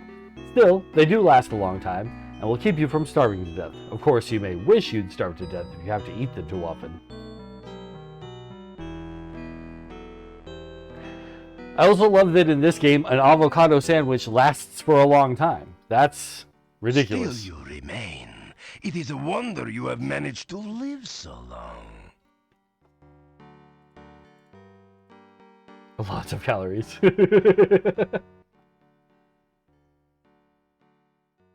What can you tell me about the old man on the other side of the street? Nikolai is an old man and easily confused. His wife has been missing for years now. He cannot face the fact that she is gone. What do you know about Dr. Cranium? Dr. Cranium is an idiot and a madman. If you are wise, you will stay away from him. He can't be an idiot. He knows that one of the main elements is pizza. You, sir, you need to educate yourself. Tell me about the monsters in the surrounding lands. It used to be that the only monsters around here were the occasional wyverns. Now there are many dangerous things in the valley. It is safe only within the town gates. What do you know about the castle? Castle Borgov is north of the town. The last of the Borgov family left this valley years ago. Now it is inhabited by some cousin. The people of the castle do not bother this town. I suggest strongly that you do not bother the people of the castle. I do hate to bother. I do indeed. But I am going to poke and prod. It is what we do. It is what we do.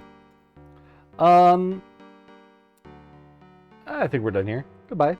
Try not to make a nuisance of yourself. But I'm so good at that.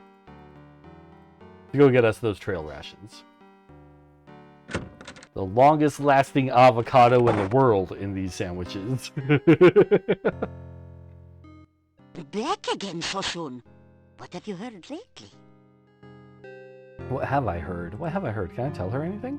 Tell her about my adventures. Virgo is a good guy, though. I love him. Yes.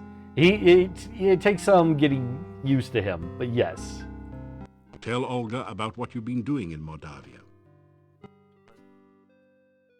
And be sure and keep me informed. I need to know everything that goes on around here. Someone's got to have a clue after all. Piotr was his father. We did read about him in the Adventurers Guild earlier. Gotta work more on dinner. Back in a bit. All right, my lady love. Thank you so much for making dinner. Very much appreciate dinner. Get some more tail rations. 1, 2, 3, 4. All right. Be seeing you soon enough, as my lost husband used to quote.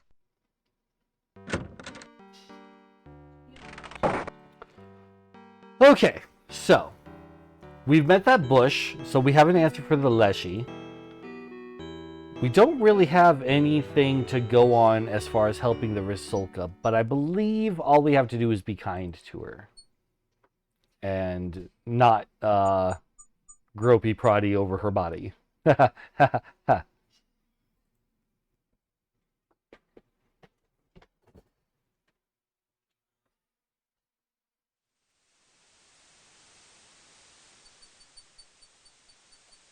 go talk to the Leshy first. Basically, forget you're a man. Now. We can look respectfully.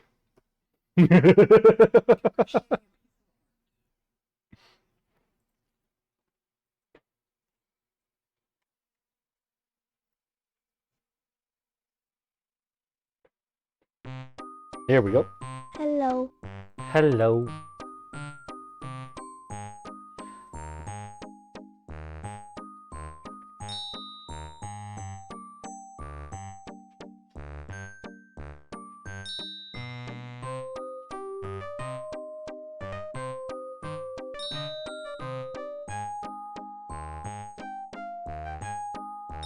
I hope it's enough that we encountered the bush and got hit by it.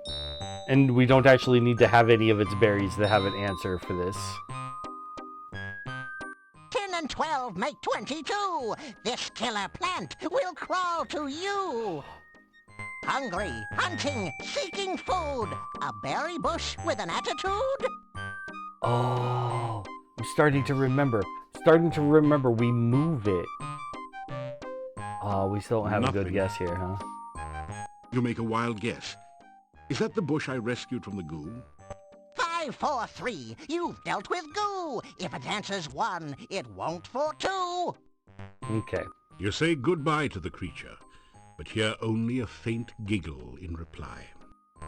I remember there's a way to get it to move. We put something on the ground and it moves over to get it. That is the only memory I have. Another wyvern. Let's kill it. Why not? We can practice our magic. Spow, spow, spow. Oh no, he's getting me. There we go. My lightning bolt is stronger than his little fire breath.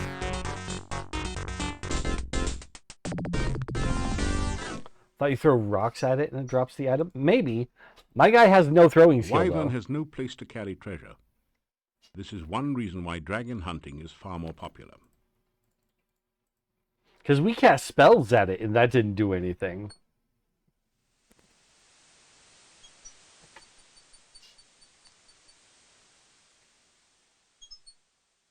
I was hitting it with Flame Dart and Lightning Bolt. I mean, if it's just a rock, maybe I have to hit it with Force Bolt. Maybe I just neglected the one spell I have. It's a hostile spell that I didn't use. I figured if Lightning Bolt didn't do it, nothing would.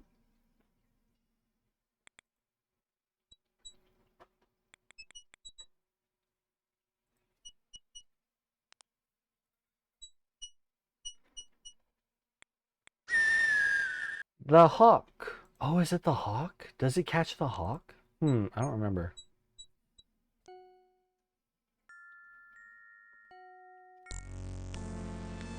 Hello there. Could you help me? This water is so cold and I need someone to help warm me. No, we won't be doing that. But hey, I got you some pretty flowers. Would you like some flowers? Thank you for the beautiful flowers. No one has been so nice to me since I can remember. I do like that the voice actors would kind of go off script and do their own thing now and then. Tell her about, well, we have an ad break here starting about now. So we're gonna go ahead and pause it up. We'll take a break, go get your trail rations, get your drink refreshed, use the restroom if necessary. We will be back after the ad break.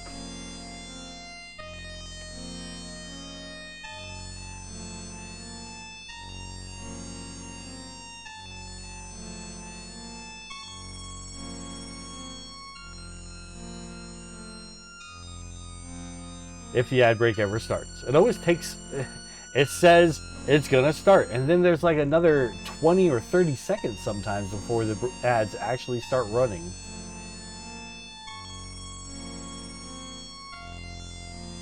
I don't want anyone to miss anything.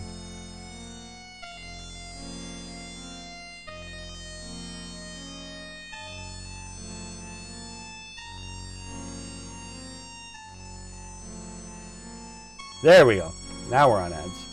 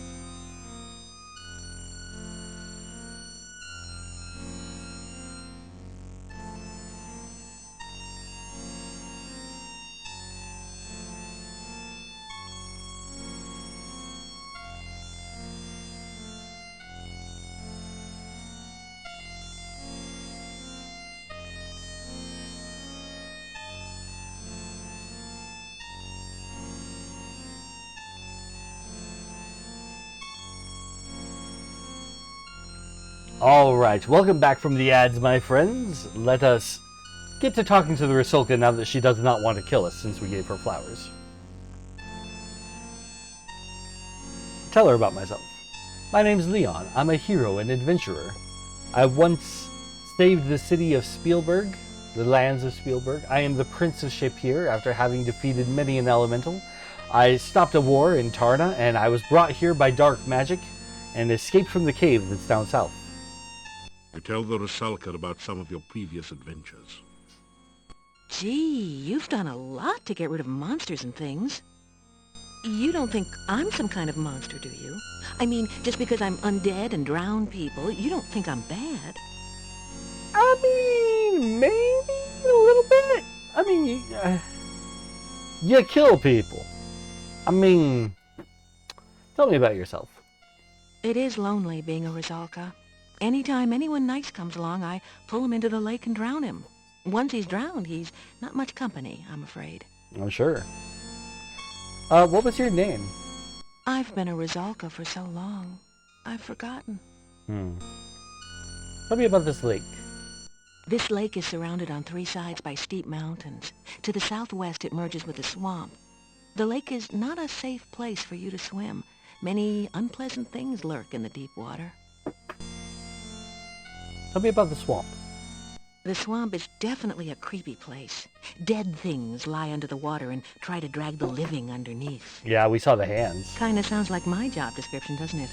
Well, the things in the swamp are a whole lot nastier than I am, so be careful out there. What things are in the water?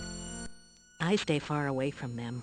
They crawled into the lake from the swamp one day. Ugh, they remind me of worms and give me the creeps. What do you know about the forest around here? I don't know much about the forest. I can't leave my lake, so I don't get around there much. So, what's a pretty girl like you doing in a place like this? You ask what a nice girl like her is doing in a place like this. I don't really know. I've been here for such a long time now. I mean, it's not like I can go anywhere. I can't leave the lake. Tell me about your drownings. How many drownings have you done? It's my job to drown anyone who comes to the lake. That's what being a Rizalka is all about. What do you know about the town of Mordavia? I think I remember the town. I must have lived there once. Other than the fact it's somewhere to the northeast, I guess I can't tell you much about it. Alright, well that's enough of that. Well, goodbye for now. Please, come visit me again sometime. It's nice to have a friend to talk to. Sure.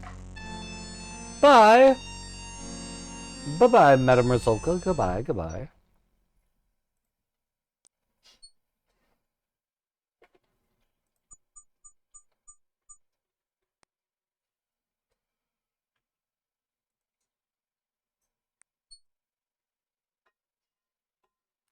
Let's see. What else is there to find out here? Is there anything else to find out here?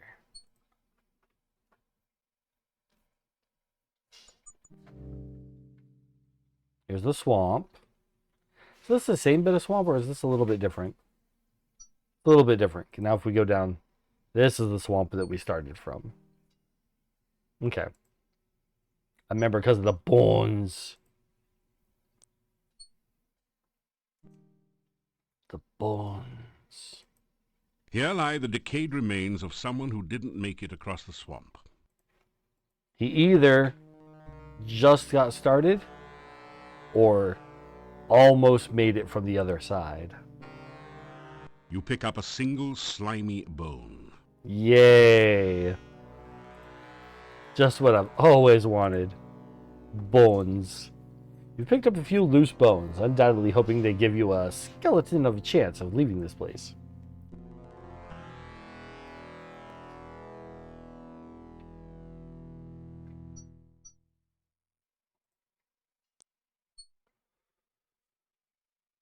I guess I could have picked up skeleton bones from the cave, and then that description would have made a little bit more sense.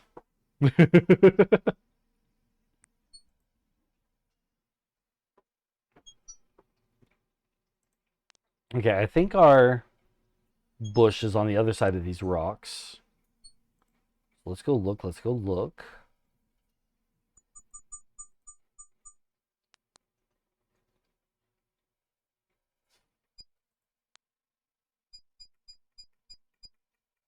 There he is. There he is for sure.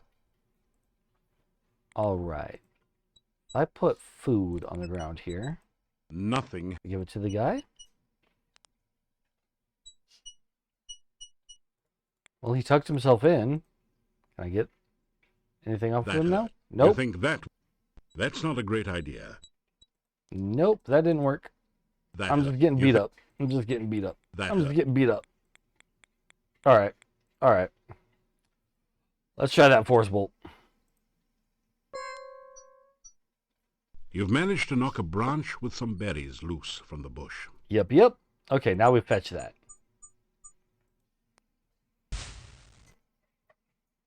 You retrieve the berries from the loose branch and store them carefully in a pocket of your pack.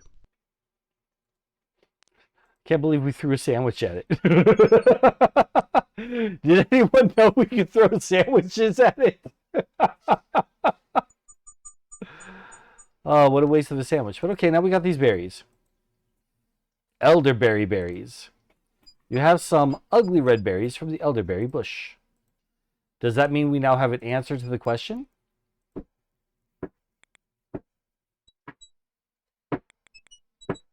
Or does someone need to tell me about that bush specifically for me to have an answer to the question? Ooh, that's an Necrotar. We're not going that way. I think the Leashy is this way anyway. This is either the graveyard or... yeah.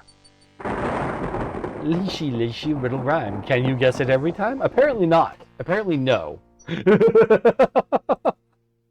But we're getting it figured out. Slowly but surely.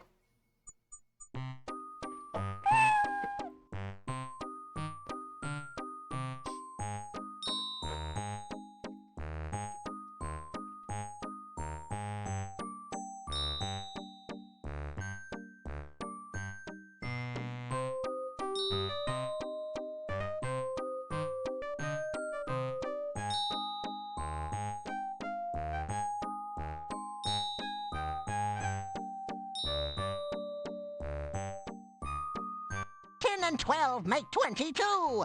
This killer plant will crawl to you. Hungry, hunting, seeking food. A berry bush with an attitude?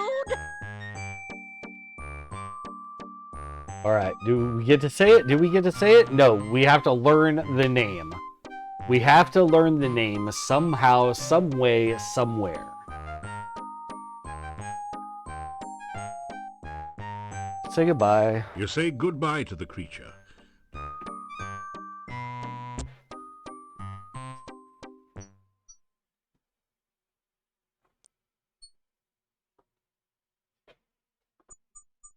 We got beat up by that bush pretty bad.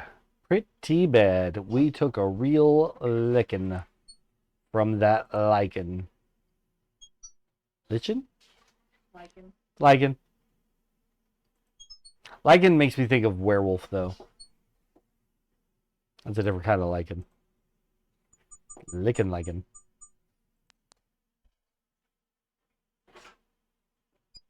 Okay. Now, if I'm right, the garden is just under this area. I really need to make sure I learn exactly how to get there. Okay, I think it's to the right here.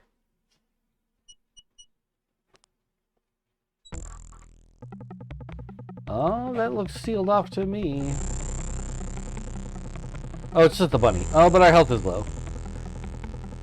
I don't want to die to a bunny. That'd be embarrassing. Okay, we are not finding this.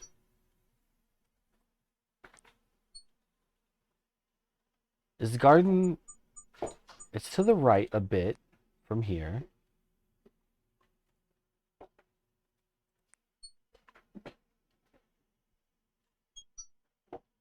Because if we go up here, we just get to... We just get to the graves. Right? No, this takes me straight to town. This takes me straight to town. Okay. So if we go down and to the right and then up, we're at... One more to the right and then up. We'll be at the graveyard. That's the graveyard. Right? Right. Okay, so from the graveyard, we go down. And to the right, I thought. No. My memory of where the garden is wrong, unless this is right. This might be it. This is it. Okay. Okay. So from the graveyard, down, down, right, up. Okay. We got it. We're just going to rest here for a couple hours. After some rest, you feel better. After some rest, you feel better. Okay, what time is it? It is almost evening. You know, actually, we do want to stay out. We want to stay out because we want to see if that fountain appears again. After Just a little bit more. After some rest, you feel better. Okay, let's save it.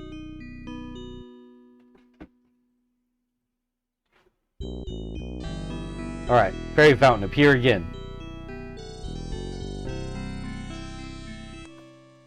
No?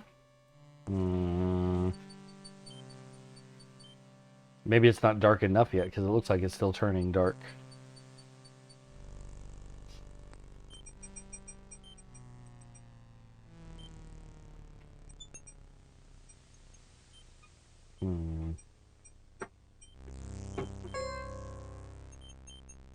Nothing happens. No magic here.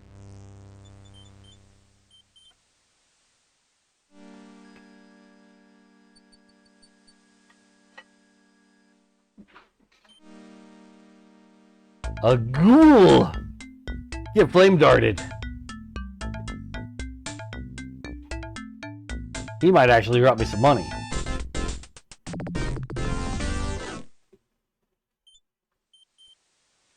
We took him out before the music could really cook. You find some copper kopecks on the no longer undead. Only kopecks? Alright, that's okay. Something is better than nothing.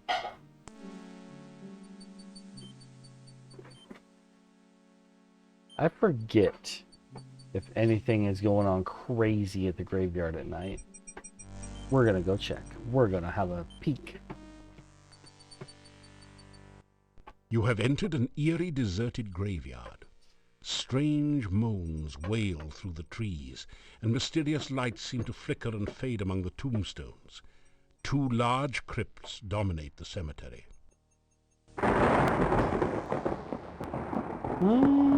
Nah, it seems pretty normal. This gravestone is marked, "No effort could Elissa save. She passed into a watery grave. Her body was lost, only her memory remains." Elissa. Here lies Janos, faithful forever to his lost true love, laid beside her empty grave.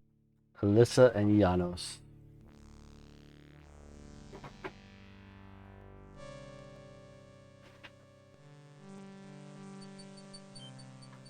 Okay. So now we want to hope to find that wandering ghost again. Not this. You feel a chill go through you. This is bad. Bad, bad, bad. Move, move, move, move, move, move, move, move, move. There she is. There you are. What happened to you? I thought you were going to show me the way to town. Hello again, ghost. Things are so strange. Did you go away? Why are you greeting me again? Okay, you at least remember me pretty well. Do you remember your name? What's wrong with me? What's happened to me? Everything is so strange. I don't understand. Do you remember your home? I live in town. Somewhere in town. I've got to get home. I'm going to tell you again that you're a ghost. Why are you saying that? Why are you trying to hurt me? I'm lost and I don't understand what's going on.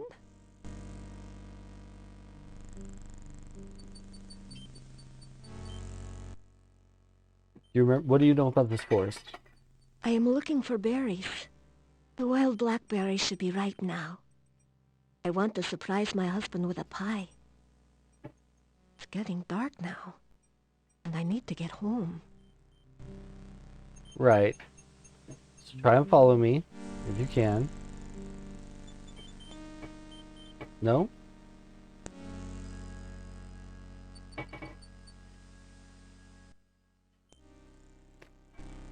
Please don't talk so. It's bad luck to speak of the dead. The ghostly apparition vanishes. Okay, we're gonna walk away from the area and come back, see if she appears again.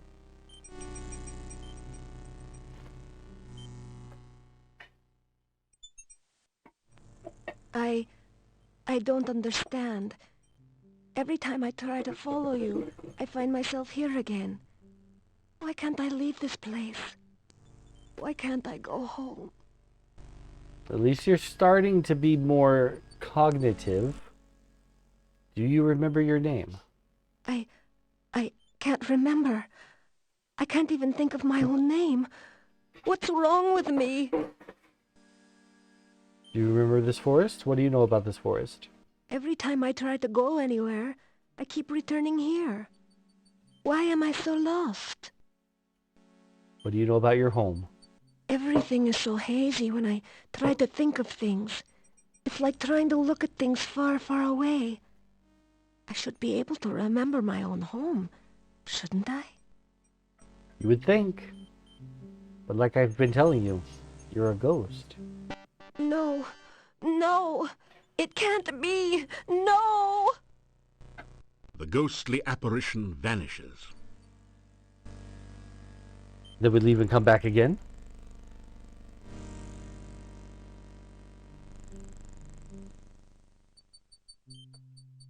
I remember now. I was walking home. Something started to chase me. I tried to run.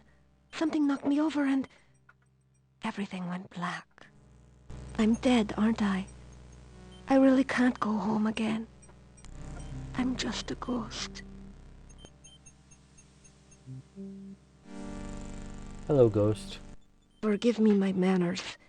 It's just that I'm not used to the idea that I'm dead. Do you remember your name yet? My name was Anna. I can remember things now. But everything is like a faded dream. Do you remember about being a ghost? It seems so strange to think of myself as a ghost. Everything is blurry.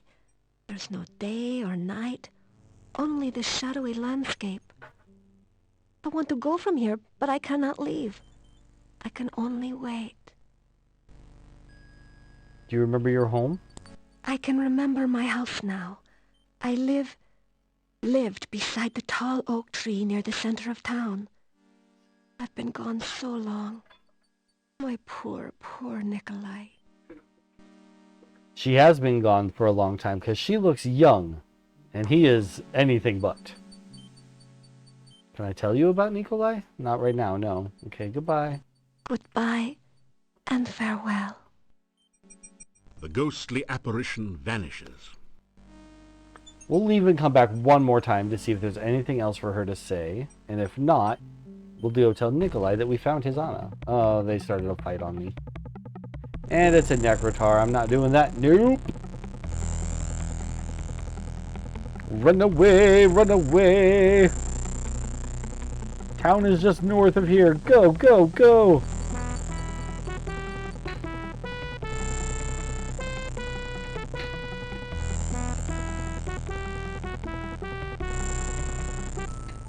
Oh.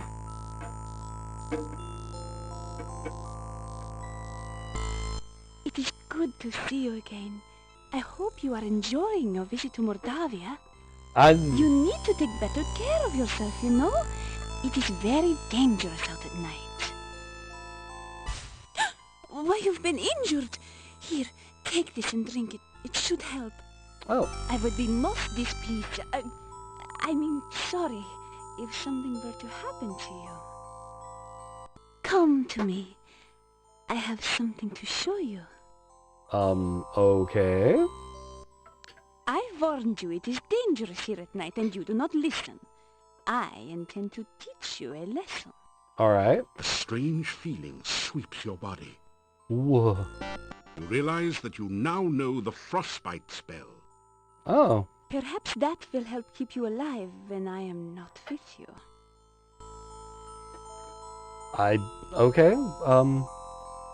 Hello. I bid you welcome to Mordavia. I hope you are enjoying your stay here. There. Now you have had an official welcome from your own official welcome woman.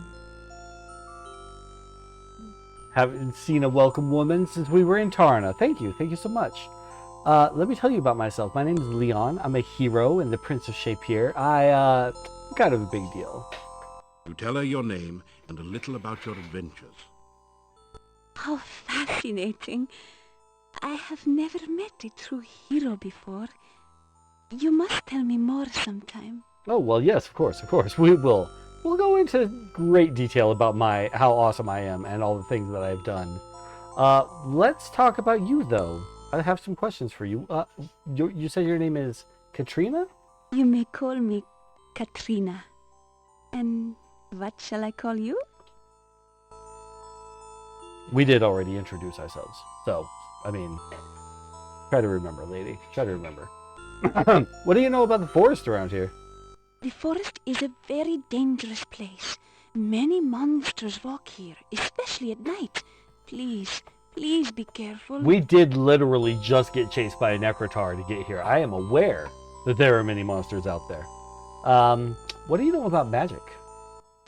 Magic is very useful for survival in Mordavia. Use it wisely and carefully. What do you know about survival? I must go now. I hope we can meet again soon. I enjoy your company. Oh, well. Before you can think to follow her, the young peasant girl has disappeared into the forest. The way that she talks is, again, stupid boys. Stupid boys! Beautiful woman shows up, uses that voice. It's a charm spell on its own. And what could we do? What can we do? We're not powerful enough. I remember now. I was walking home. Something started to chase me. This is all the same thing. I'm dead, aren't I? Okay, goodbye. Thank you for helping me understand about being a ghost. I would be lost here forever without you. Farewell. And please, if you see Nikolai, speak to him for me. The ghostly apparition vanishes. Okay. Another ghoul? We can handle this guy.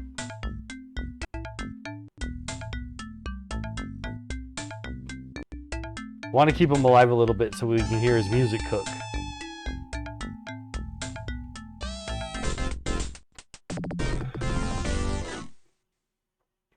I couldn't let him touch me. You find some copper kopecks on the no longer undead. So we're not getting a lot of money for dealing with him, which is fine. He's an easy kill, right? Just a couple flame darts and he's down. Not a strong opponent at all. He can't get close enough to us if we don't let him. So kopecks feel like the appropriate amount from that guy. But they've barred the door, which is fine. We can get in. We know how.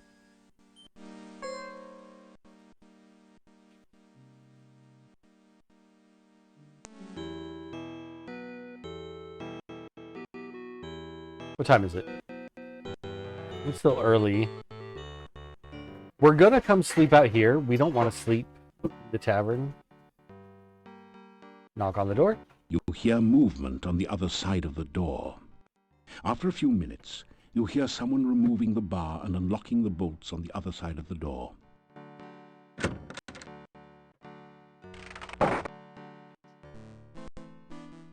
There's someone new.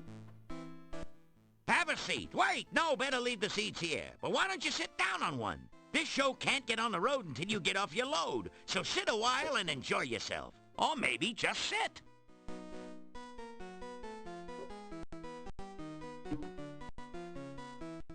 The gnome is just plain folks, a clown around town. Everything about him epitomizes bad taste in attempted humor. Introduce yourself. Well, let's greet the gnome first.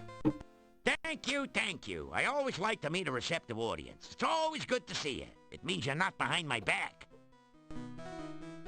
Introduce myself. I'm Leon, Prince of Shapebeard, at your service. Pleased to meet you. I could tell by your outfit that you were no ordinary rube. Punny Bones, the name. Joke's a fair game. I'm a pro punster. Honey Bones, huh? He's no David Boning, I suppose.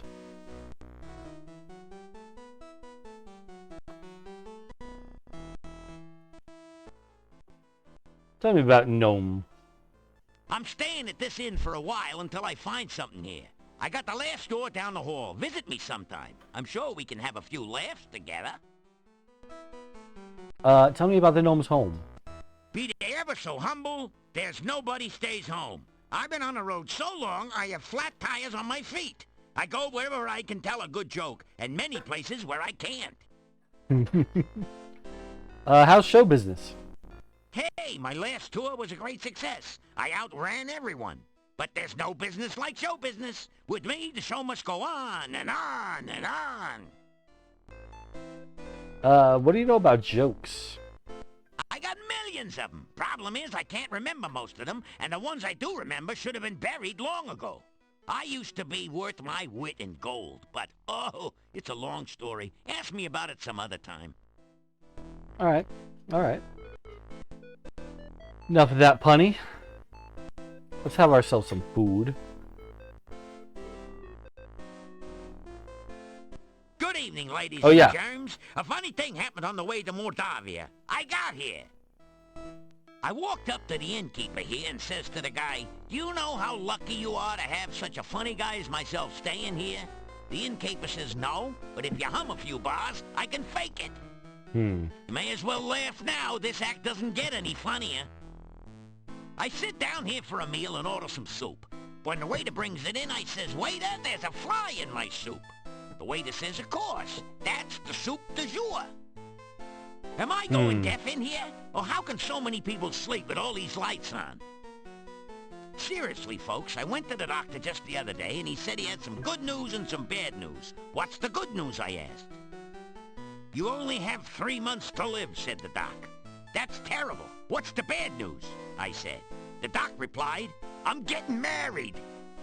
I know I had an audience when I came in here. Anyhow, show me a guy with 1,000,000 kopecks, and I'll show you a guy who's rich. Hey, you only had to listen to this material. I'm the one who had to stand here and take it. Anyway, thank you, thank you, thank you. You've been a swell bunch of seats. Phew.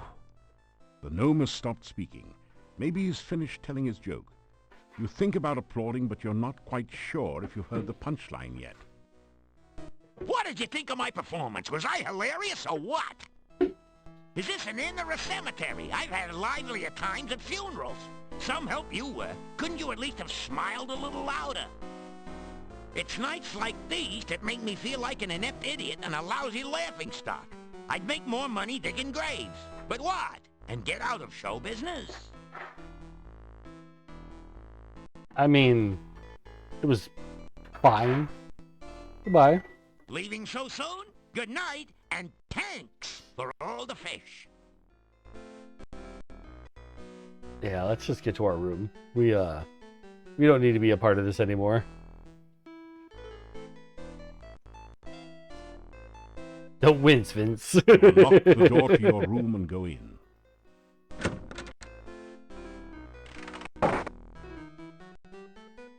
Alright, now, we don't want to sleep. We just want to kill a bit of time. After some rest, you feel better.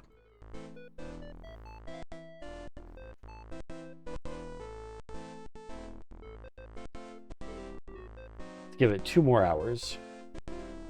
After some rest, you feel better. You're getting tired. Oh, that might actually do it right there. Okay, so now we're going to head out here, and it should be everybody's gone to bed. Yes! You have the feeling you are being watched. Because we are.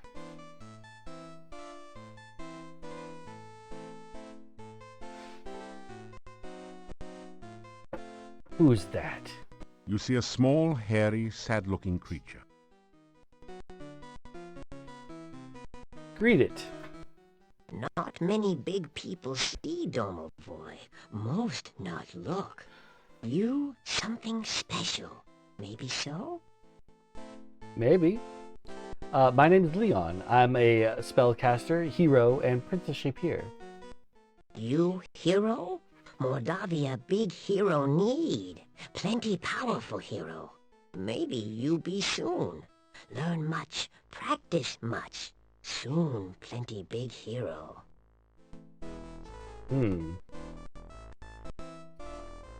Let's ask this Domovoy some questions.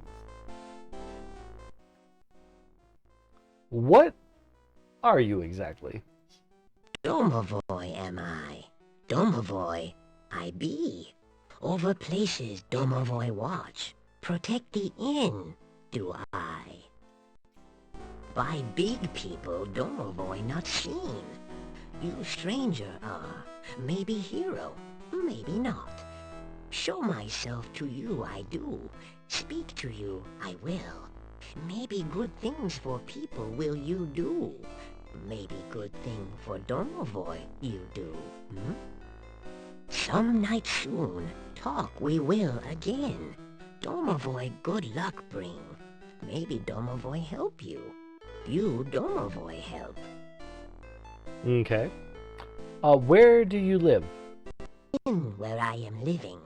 In Domovoy am I. Luck I bring.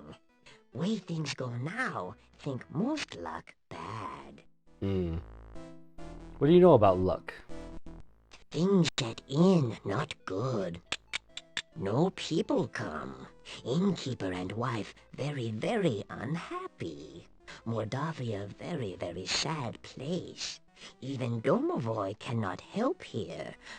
Oh, too much dark magic. What do you know about dark magic, Mr. Domovoy? Too much we speak. Too much I talk.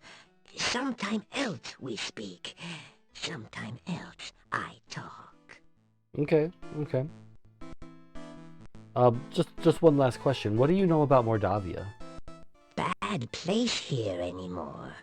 Good many years ago, but going very bad now. Many bad things here. You find out. Oh. Alright. Well, thank you so much, Mr. Domovoy. I'll be heading back to my room as that door is locked.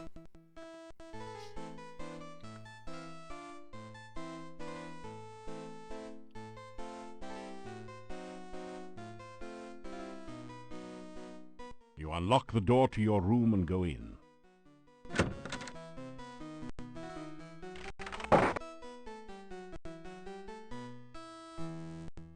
Dude, kill a Voozle. We don't know who a Voozle is just quite yet. We've read the name, but we don't have any other answers just yet. It's too dangerous. You'd have to climb over the roof to get out. But we have a way and a means. Levitate! You open the window and gently float down to the street below. My bad. No, it's fine. It's fine. We'll get there, though.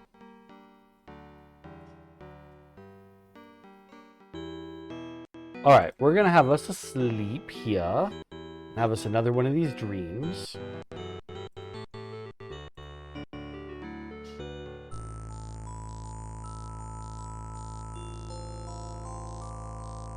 You are flying in the very source of all magic.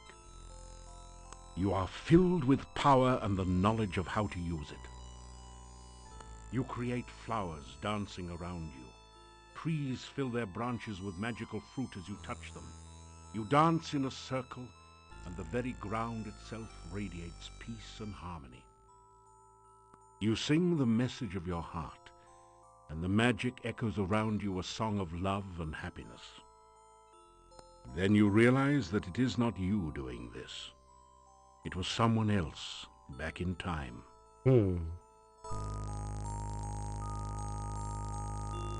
You hear that voice calling you again. Darkness surrounds you, eats at you. The voice calls out again, and you are afraid. It calls from the center of the darkness, drawing you nearer and nearer. The darkness sucks at you, pulling you towards the voice as it flays all warmth and life from you. You scream!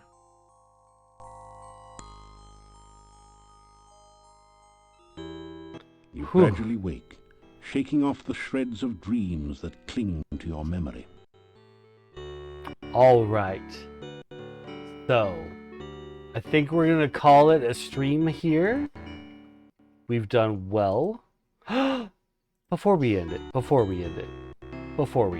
do one last thing. Before we end it.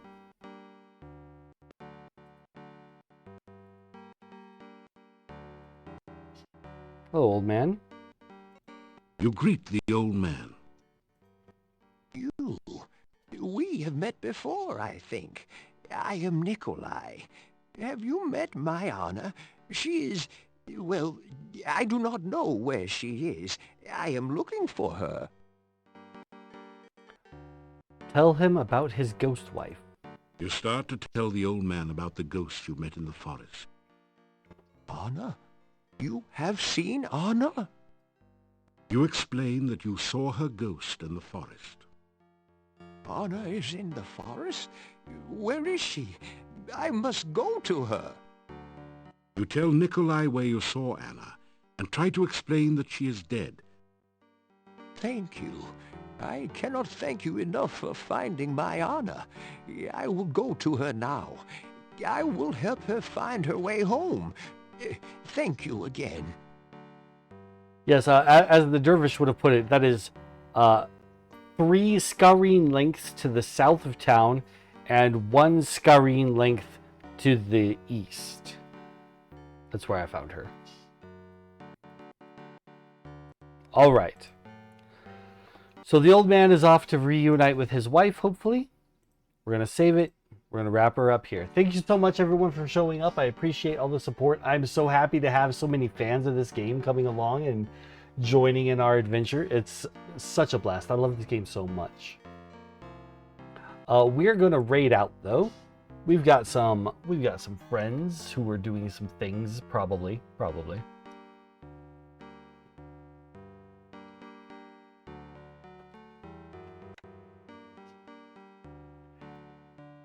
GG Leo. Thank you so much, Blazing, thank you again for the sub. I appreciate it so much. For using your Prime sub on me. That was very, very greatly appreciated and unexpected.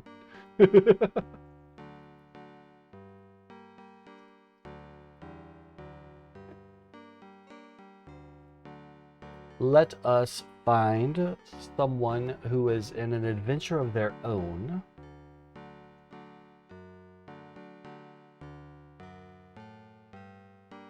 And go join them on their quest.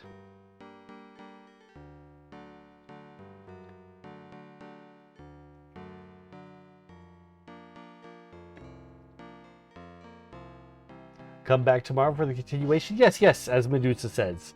I try to stream at 2 p.m. on Mountain Standard Time. I do aim for that time. I'm usually a little bit late, maybe 5-10 minutes late, but we do aim for that time.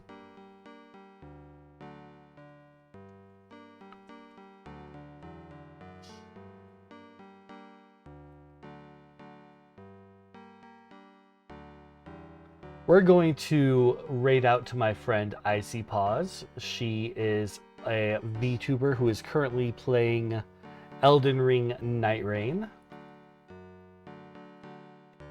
She has a pretty consistent squad that she runs that game with.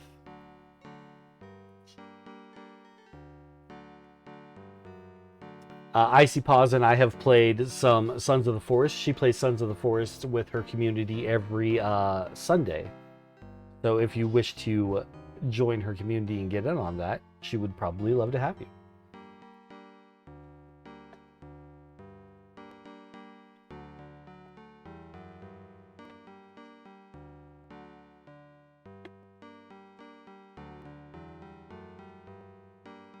But let's pop in on this adventurer and show her some love.